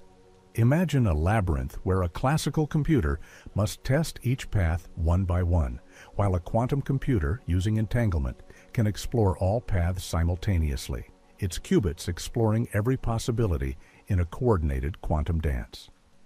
This extraordinary capability holds the promise of solving problems currently intractable for even the most powerful supercomputers, from discovering new materials and medicines to breaking modern encryption methods, or perhaps even designing entirely new forms of artificial intelligence. Beyond computation, entanglement is also the bedrock of quantum cryptography, offering a level of security previously deemed impossible. In quantum key distribution, entangled photons are used to create an unbreakable encryption key. If an eavesdropper attempts to intercept or measure these entangled photons, the very act of observation will disturb their delicate quantum state, instantly alerting the legitimate users to the intrusion. This sensitivity is a direct consequence of entanglement. The shared, indefinite state collapses upon any interaction, revealing the presence of an observer. It is a cosmic security system built into the very laws of physics, ensuring that privacy can be maintained with absolute certainty. The quiet whisper of these entangled particles becomes a silent guardian of information, a testament to the profound and unexpected ways the universe provides for its own secure communication. Even more astounding is the concept of quantum teleportation. While it sounds like science fiction, reminiscent of fantastical journeys across space, it is important to understand that quantum teleportation does not involve the physical transportation of matter or energy. Instead, it is the instantaneous transfer of quantum information, the precise quantum state of a particle from one location to another, utilizing entanglement. Imagine the state of an electron, its spin and other quantum properties being perfectly recreated in a distant, entangled electron, while the original electron state is destroyed. This process relies on a shared entangled pair combined with classical communication. It's like having two blank canvases, entangled, and then using one to perfectly replicate the brushstrokes and colors of a third painting onto the other blank canvas, all while the original third painting fades away. This technology, though still in its infancy, could one day form the backbone of a quantum internet, enabling secure and distributed quantum computing across vast networks, creating a global web of interconnected quantum systems, a silent symphony of information exchange. As we contemplate these marvels, this profound interconnectedness at the heart of reality, it invites a deeper, more personal reflection. If particles, separated by light years, can remain intimately linked, sharing a common destiny that is only resolved through interaction, does this not hint at a grander unity in the cosmos? Are we, as conscious beings, also participants in a vast, intricate web of quantum possibilities, our individual experiences perhaps emerging from a deeper, non-local reality? The universe, in its quiet insistence on entanglement, suggests that separation might be more an illusion of scale than a fundamental truth. It encourages us to consider that perhaps, in the gentle unfolding of existence, everything is, in a subtle and profound way, always connected. We are not just observers of this grand dance, but an integral part of its intricate, entangled choreography, each thought and experience a unique manifestation within this boundless, unified whole. Character count, 8,000. As we drift further into the quantum landscape, having glimpsed the profound interconnectedness of entangled particles, a natural question arises. Why do we not experience such spooky action in our everyday macroscopic world? Why does the universe around us seem so solid, so predictable, so distinctly non-quantum? The answer lies in a phenomenon known as decoherence, a subtle yet pervasive process that acts as a gentle, almost imperceptible bridge between the quantum realm of probabilities and the classical world of definite outcomes. It is the reason quantum weirdness, though ever present, remains largely hidden from our direct perception, a silent choreographer behind the scenes of reality. Decoherence, at its heart, is the incessant interaction of a quantum system with its environment. Imagine for a moment a perfectly isolated quantum particle existing in a state of superposition. Perhaps its spin is simultaneously up and down, or it is in two places at once. This delicate state of multiple possibilities is incredibly fragile. The moment this particle interacts with even the slightest external influence, a stray photon, a vibrating atom from its surroundings, or even a minuscule fluctuation in a background field, information about its quantum state begins to leak out into the environment. It's akin to dropping a single, perfect ripple into a vast, turbulent ocean. The distinct pattern of that ripple is quickly overwhelmed, its unique quantum information diluted and scattered across the immense complexity of the waves around it. The quantum coherence, the ability to exist in multiple states or to be entangled, is lost. This is not a violent act of destruction, but a gentle diffusion, a fading into the larger classical tapestry of existence. For macroscopic objects, which are composed of an astronomical number of particles and are constantly interacting with their surroundings, decoherence happens almost instantaneously. Consider a simple object like a cup resting peacefully on a table. Every atom in that cup, every electron, is incessantly interacting with the photons of light around it, the air molecules, and the vibrating atomic lattice of the table surface. Each of these innumerable interactions acts as a tiny, unavoidable measurement, effectively forcing the quantum states of the cup's constituent particles to choose definite positions and momenta. The wave function describing the cup's quantum possibilities collapses in an unimaginably short time frame, far quicker than any human observer could even perceive it. This continuous, unavoidable interaction with the environment is precisely why we perceive the cup as being in one definite place, solid and unmoving, rather than existing as a ghostly superposition of multiple locations, or being mysteriously entangled with the coffee it might contain. The environment, in essence, performs a ceaseless, silent measurement, guiding the quantum world towards the classical experience we inhabit. A gentle, yet relentless cosmic pressure that shapes our reality. The theoretical framework for decoherence was largely developed by pioneering physicists such as H. Dieter Zeh in the early 1970s, and further refined by Wojciech Zurek in the 1980s and beyond. Their work demonstrated that the environment acts as a colossal and ever-present measuring device, constantly interacting with quantum systems and effectively erasing their quantum properties by dispersing the quantum information into a vast, inaccessible sea of environmental degrees of freedom. This means the wave function, which mathematically describes the probabilistic state of a quantum system, does not require an act of conscious observation to collapse. Rather, it decoheres due to these irreversible interactions. The quantum system effectively becomes entangled with its environment, and because we, as observers, cannot access all the quantum information of the entire environment, the original quantum system appears to have lost its quantum characteristics, presenting itself as a classical object. This understanding offers a profound and elegant way to reconcile the bizarre rules of the quantum realm with the seemingly sensible, predictable laws of our everyday experience, bridging two worlds that once seemed irreconcilable. The profound challenge of maintaining quantum coherence is at the absolute forefront of modern technological endeavors, particularly in the ambitious quest to build powerful quantum computers. For a quantum computer to unlock its revolutionary potential, its qubits, the fundamental units of quantum information, must remain in their delicate superposition and entangled states for as long as possible. This demands extraordinary feats of engineering and experimental control, pushing the boundaries of what is technically feasible.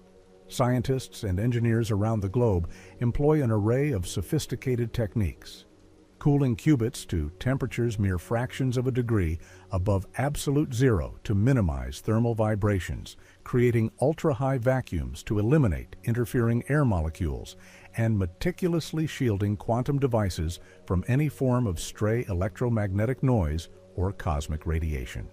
These efforts represent a constant, delicate battle against the universe's inherent tendency to impose classical order through decoherence.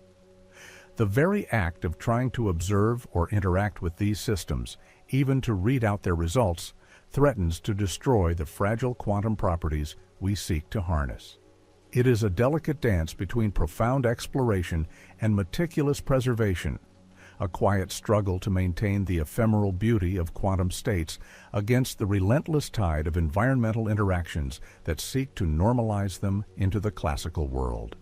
Consider the elusive notion of the quantum classical boundary. Where precisely does the quantum world end and our familiar classical world begin? Decoherence suggests there isn't a sharp, immutable line, but rather a fluid, gradual transition. Small, isolated systems can indeed maintain their quantum coherence, exhibiting mind-bending phenomena like superposition and entanglement. However, as systems grow larger or interact more strongly and frequently with their surroundings, decoherence rapidly and inevitably sets in, effectively making their quantum nature indiscernible to us. It's like watching a vibrant, intricate pattern woven into a piece of fabric slowly fray and unravel into individual threads. The boundary is fluid, dynamically defined by the interplay of isolation and interaction.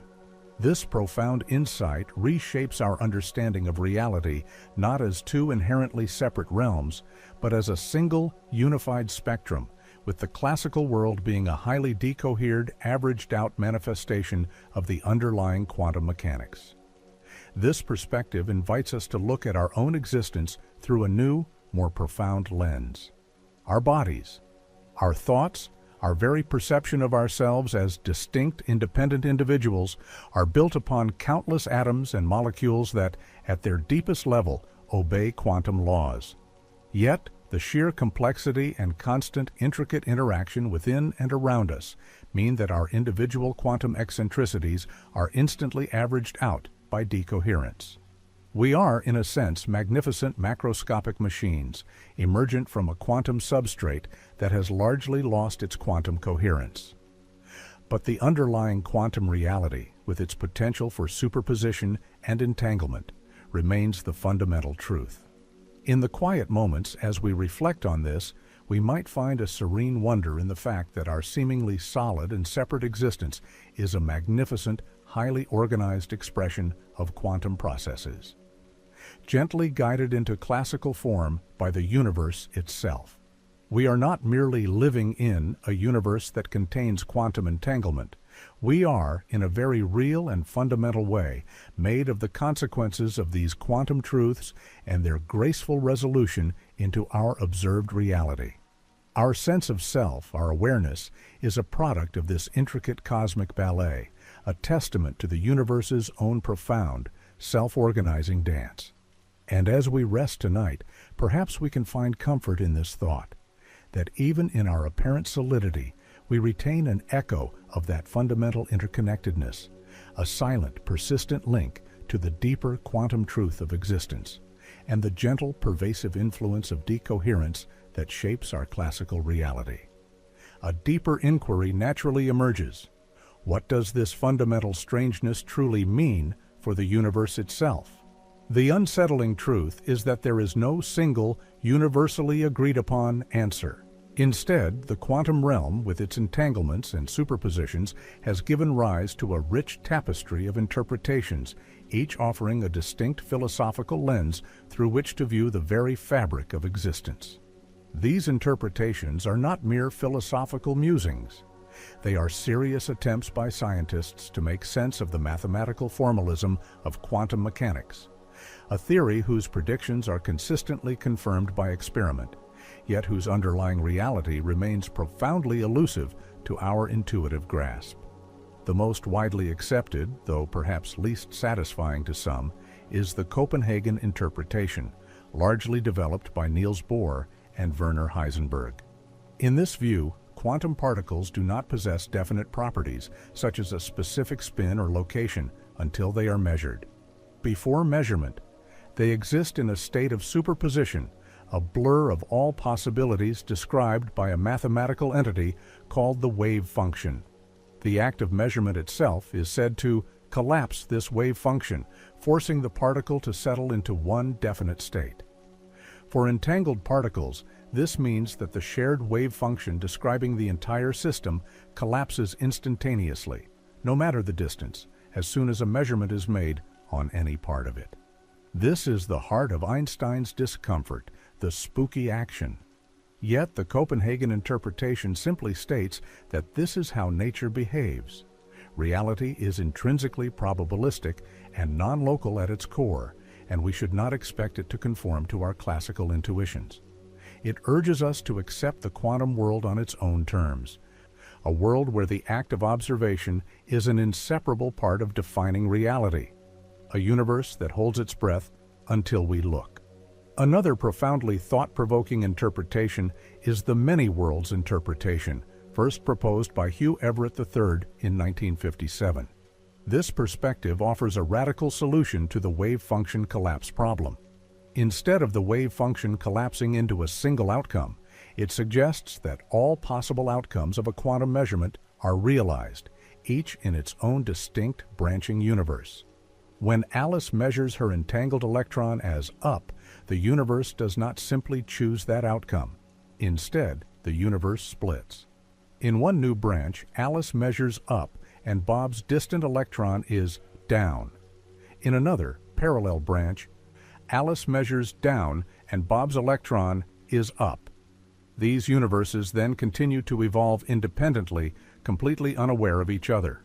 Entanglement, in this view, becomes the very mechanism by which these parallel realities are born and remain correlated. It is a breathtaking vision, suggesting that with every quantum event, the cosmos endlessly diversifies, creating an unfathomable number of parallel realities, a silent, continuous cosmic branching, a universe forever exploring every conceivable path. Then there is the pilot wave theory, also known as Bohmian mechanics, put forth by David Bohm, building upon earlier ideas by Louis de Broglie. This interpretation offers a deterministic picture of quantum reality, directly addressing Einstein's desire for hidden variables. But with a crucial twist, these variables are explicitly non-local. In Bohmian mechanics, particles always have definite positions, even when unobserved. However, their movement is guided by a pilot wave, or quantum potential, that pervades all of space and instantly influences all particles, regardless of distance.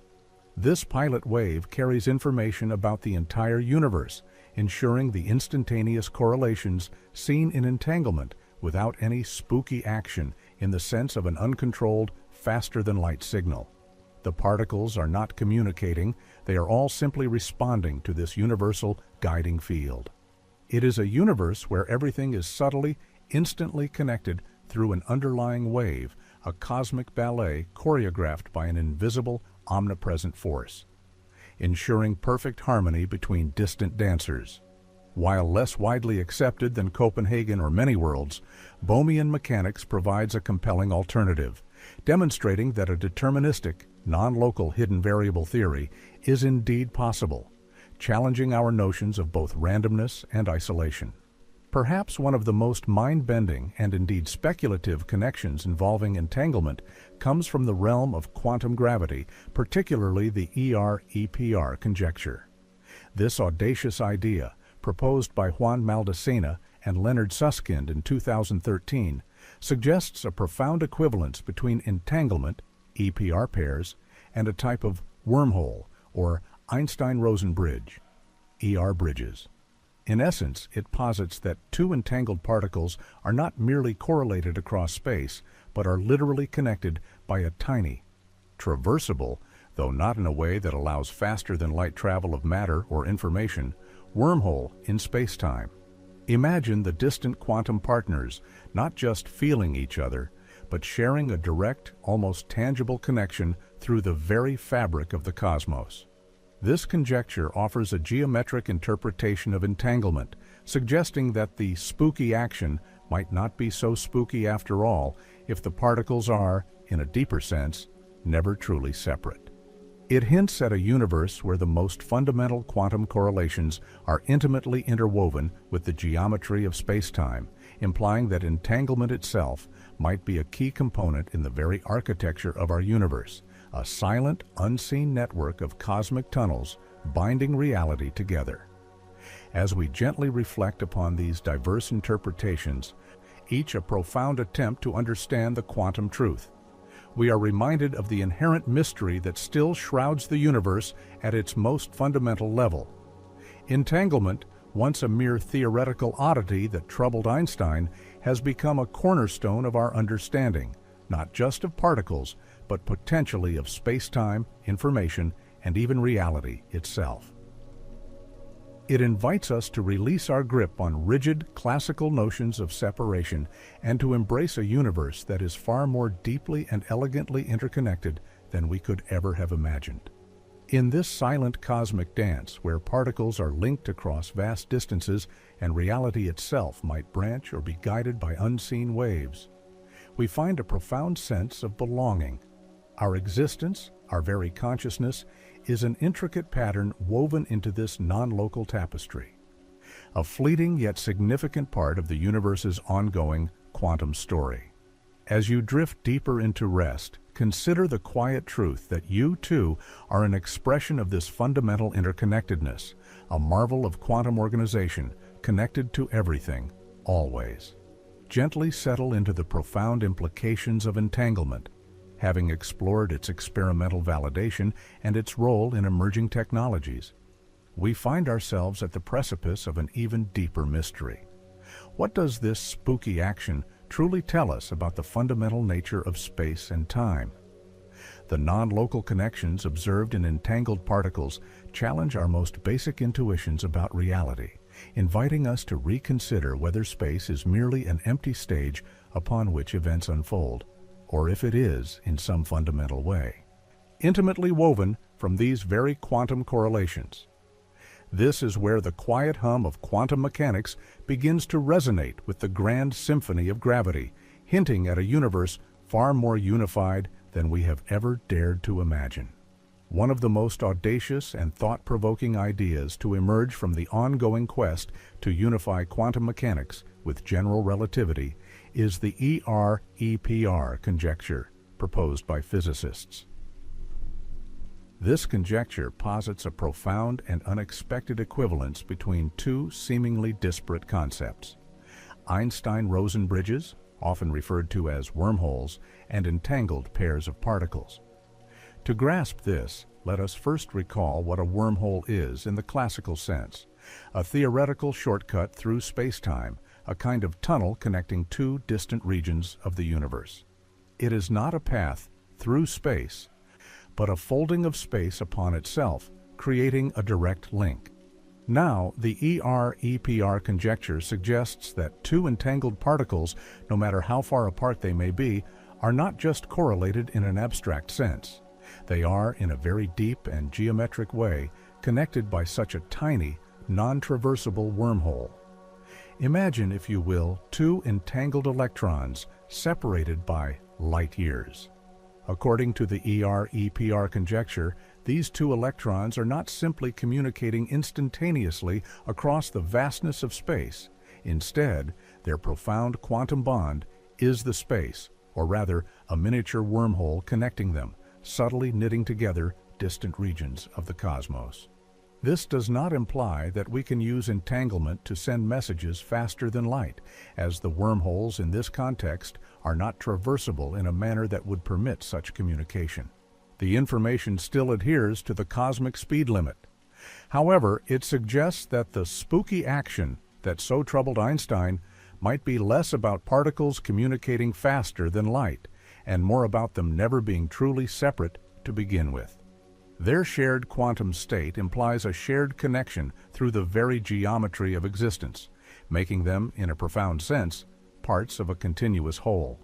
This hypothesis transforms the abstract concept of quantum correlation into a tangible, if microscopic, feature of space-time itself, a quiet whisper from the universe about its hidden architecture. This idea further deepens the ongoing discussion surrounding the holographic principle, which suggests that all the information contained within a volume of space could be encoded on its two-dimensional boundary. If entanglement is indeed equivalent to these space-time connections, then the intricate web of quantum correlations might be the fundamental pixels or threads from which the three-dimensional reality we perceive emerges. Our familiar universe, with its depth and dimensionality, could be a grand, intricate hologram projected from a deeper, more fundamental reality woven from entanglement. This shifts our perspective from viewing entanglement as something that happens in space to seeing it as something that creates space. The vast, empty expanse between stars might not be empty at all, but rather a dynamic, living tapestry, continuously being woven by the silent, interconnected dance of quantum particles. Such profound insights force us to confront the limitations of our classical intuitive understanding of causality. In our everyday experience, cause and effect are local. One event directly influences its immediate surroundings, and any influence propagating across distance requires time. But if entangled particles are fundamentally interconnected through space-time geometry, then their simultaneous influence might not be a violation of causality, but rather a revelation of a deeper, more unified causal structure. It suggests that the universe, at its most fundamental level, operates as an indivisible whole, where the parts are so intimately linked that their states are not truly independent.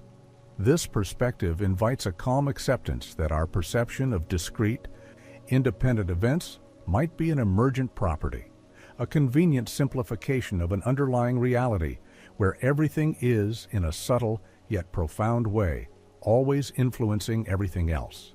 As we lie here, contemplating these astonishing possibilities, we might find a new sense of wonder in our own existence. We are not merely observers within this quantum tapestry, but an integral part of its intricate design. Every atom in our bodies, every fleeting thought, is a complex arrangement of quantum particles, subject to these same mysterious laws. Perhaps our consciousness, our very sense of self, is an emergent pattern of these entangled connections, a momentary yet profound expression of the universe's inherent unity. The space within us, the space around us, could be alive with these invisible threads.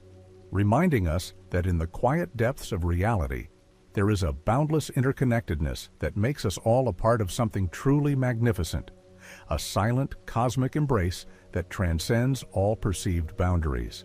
Character count, $8,000. As we, building upon the intriguing notion that quantum entanglement might be fundamentally linked to the geometry of space-time, we can delve into an even more profound concept.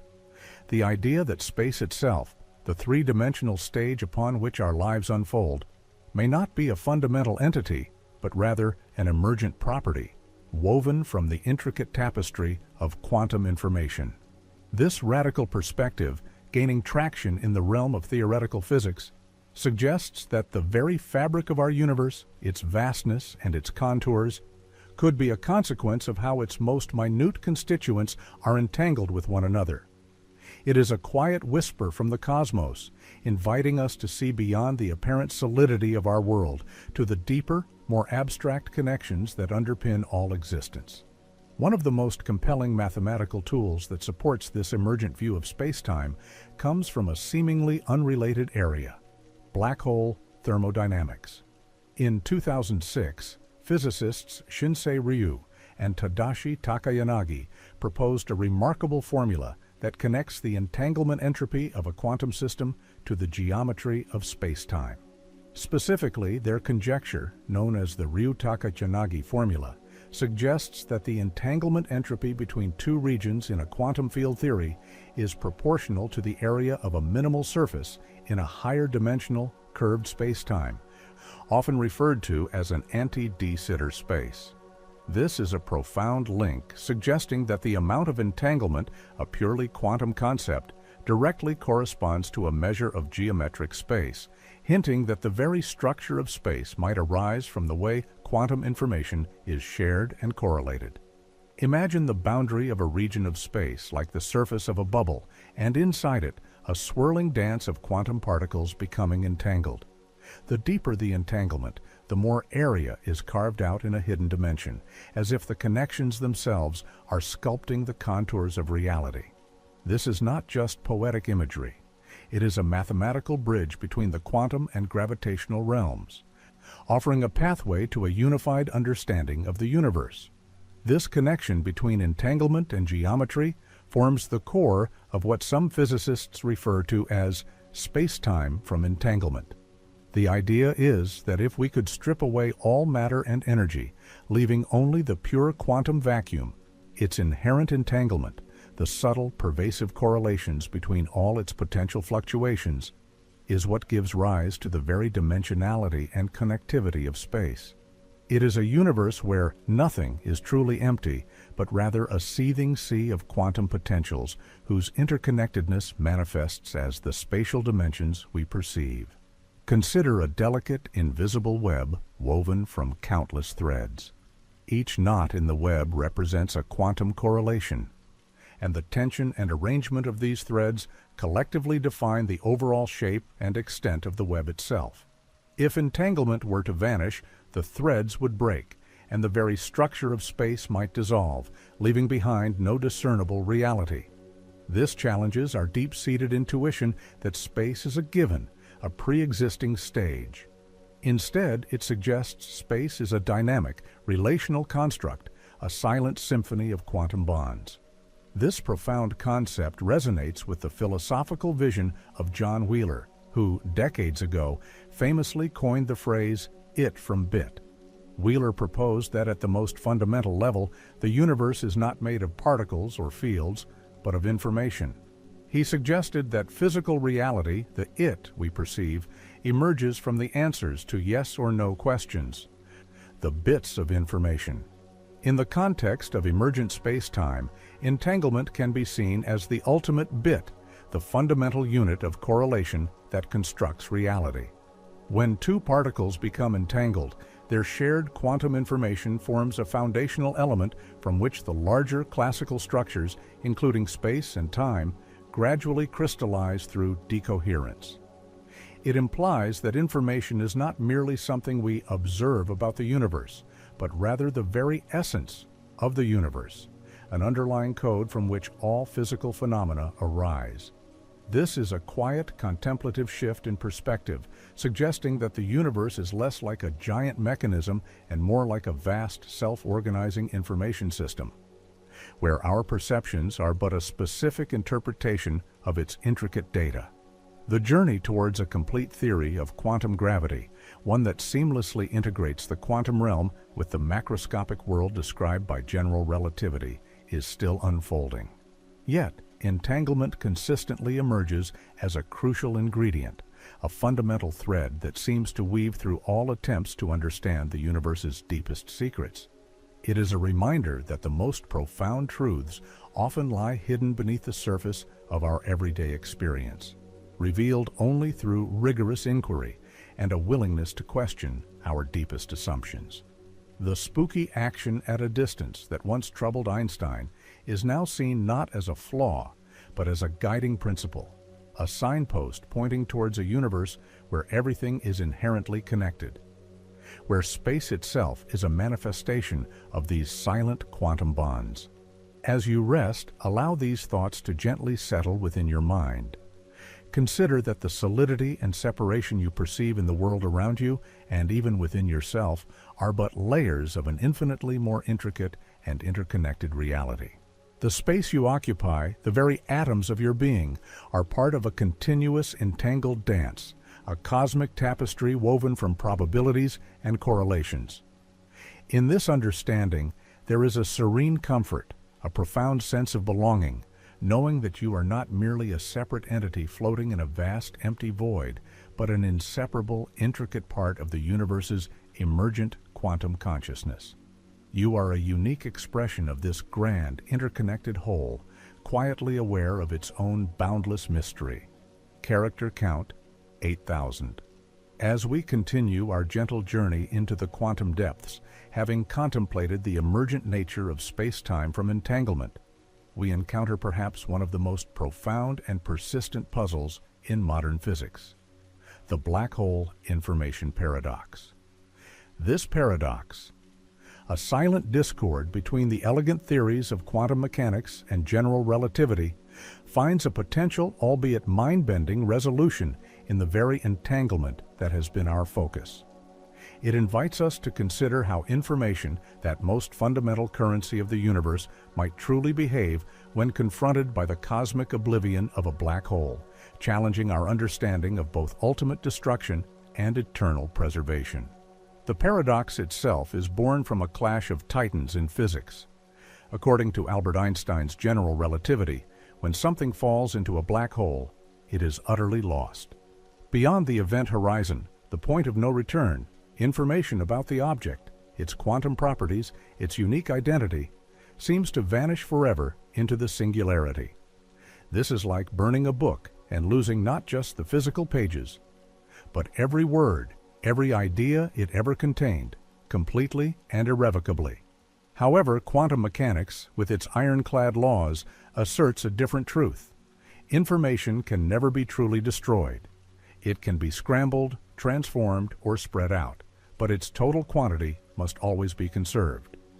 This fundamental principle, known as unitarity, is a cornerstone of quantum theory. So, if black holes truly destroy information, then quantum mechanics is incomplete or incorrect. This profound disagreement has puzzled physicists for decades, a cosmic riddle whispered from the heart of collapsing stars, demanding a deeper understanding of reality. The plot thickens with the concept of Hawking radiation, proposed by Stephen Hawking in 1974. He theorized that black holes are not entirely black. They slowly evaporate over immense timescales by emitting a faint thermal radiation. This radiation, it turns out, is purely thermal, meaning it carries no information about what fell into the black hole. It is like a kettle boiling water. The steam tells you nothing about the tea leaves that might have been inside. If black holes eventually evaporate completely, leaving behind nothing, then all the information that ever entered them would indeed be lost from the universe. This exacerbates the paradox. Not only is information seemingly destroyed at the singularity, but it also appears to be lost from the universe entirely as the black hole fades away, a silent erasure of cosmic history. It is here that quantum entanglement offers a truly radical and deeply elegant potential solution. Recall the ER-EPR conjecture, which posits a connection between entanglement and wormholes. This idea can be extended to suggest that as particles fall into a black hole, they become entangled with the Hawking radiation that is slowly escaping from it. Imagine a particle just outside the event horizon, entangled with its partner particle that has just crossed the boundary. As the outside particle radiates away as Hawking radiation, its entanglement with the inside particle maintains a subtle link across the boundary of the black hole. This is a complex quantum dance, a delicate balance of forces and correlations. The escaping Hawking radiation, though seemingly random, is not entirely devoid of information. Instead, it is highly entangled with the particles that remain inside the black hole, and crucially, with the particles that have already escaped. In this view, the information is not destroyed, but rather encoded in the complex entanglement patterns of the outgoing radiation. It is scrambled, yes, but not lost, like a message encrypted across a vast, intricate network, waiting for the right key to be deciphered. This entanglement-driven resolution to the information paradox suggests that the black hole, in a sense, never truly loses information. It merely transforms it into a highly entangled form within its own quantum structure and the emitted radiation. The spooky action of entanglement ensures that the quantum state of the universe remains unitary, preserving the fundamental laws of quantum mechanics. It means that the memory of everything that falls into a black hole is, in principle, retained, albeit in a form so complex and distributed that it would be practically impossible for any classical observer to reconstruct it. This is a profound reassurance, a quiet confirmation that the universe, at its deepest level, remembers everything, even the faintest whispers swallowed by gravity's embrace. The black hole is not a cosmic shredder, but rather a cosmic re-encoder, transforming familiar reality into an intricate quantum tapestry. The implications of this extend to our understanding of the universe's inherent order. If information is conserved, even through such extreme processes as black hole formation and evaporation, it suggests a fundamental, unbreakable continuity to existence. Our personal experiences, our thoughts, our very identities are also forms of information, complex patterns of quantum states.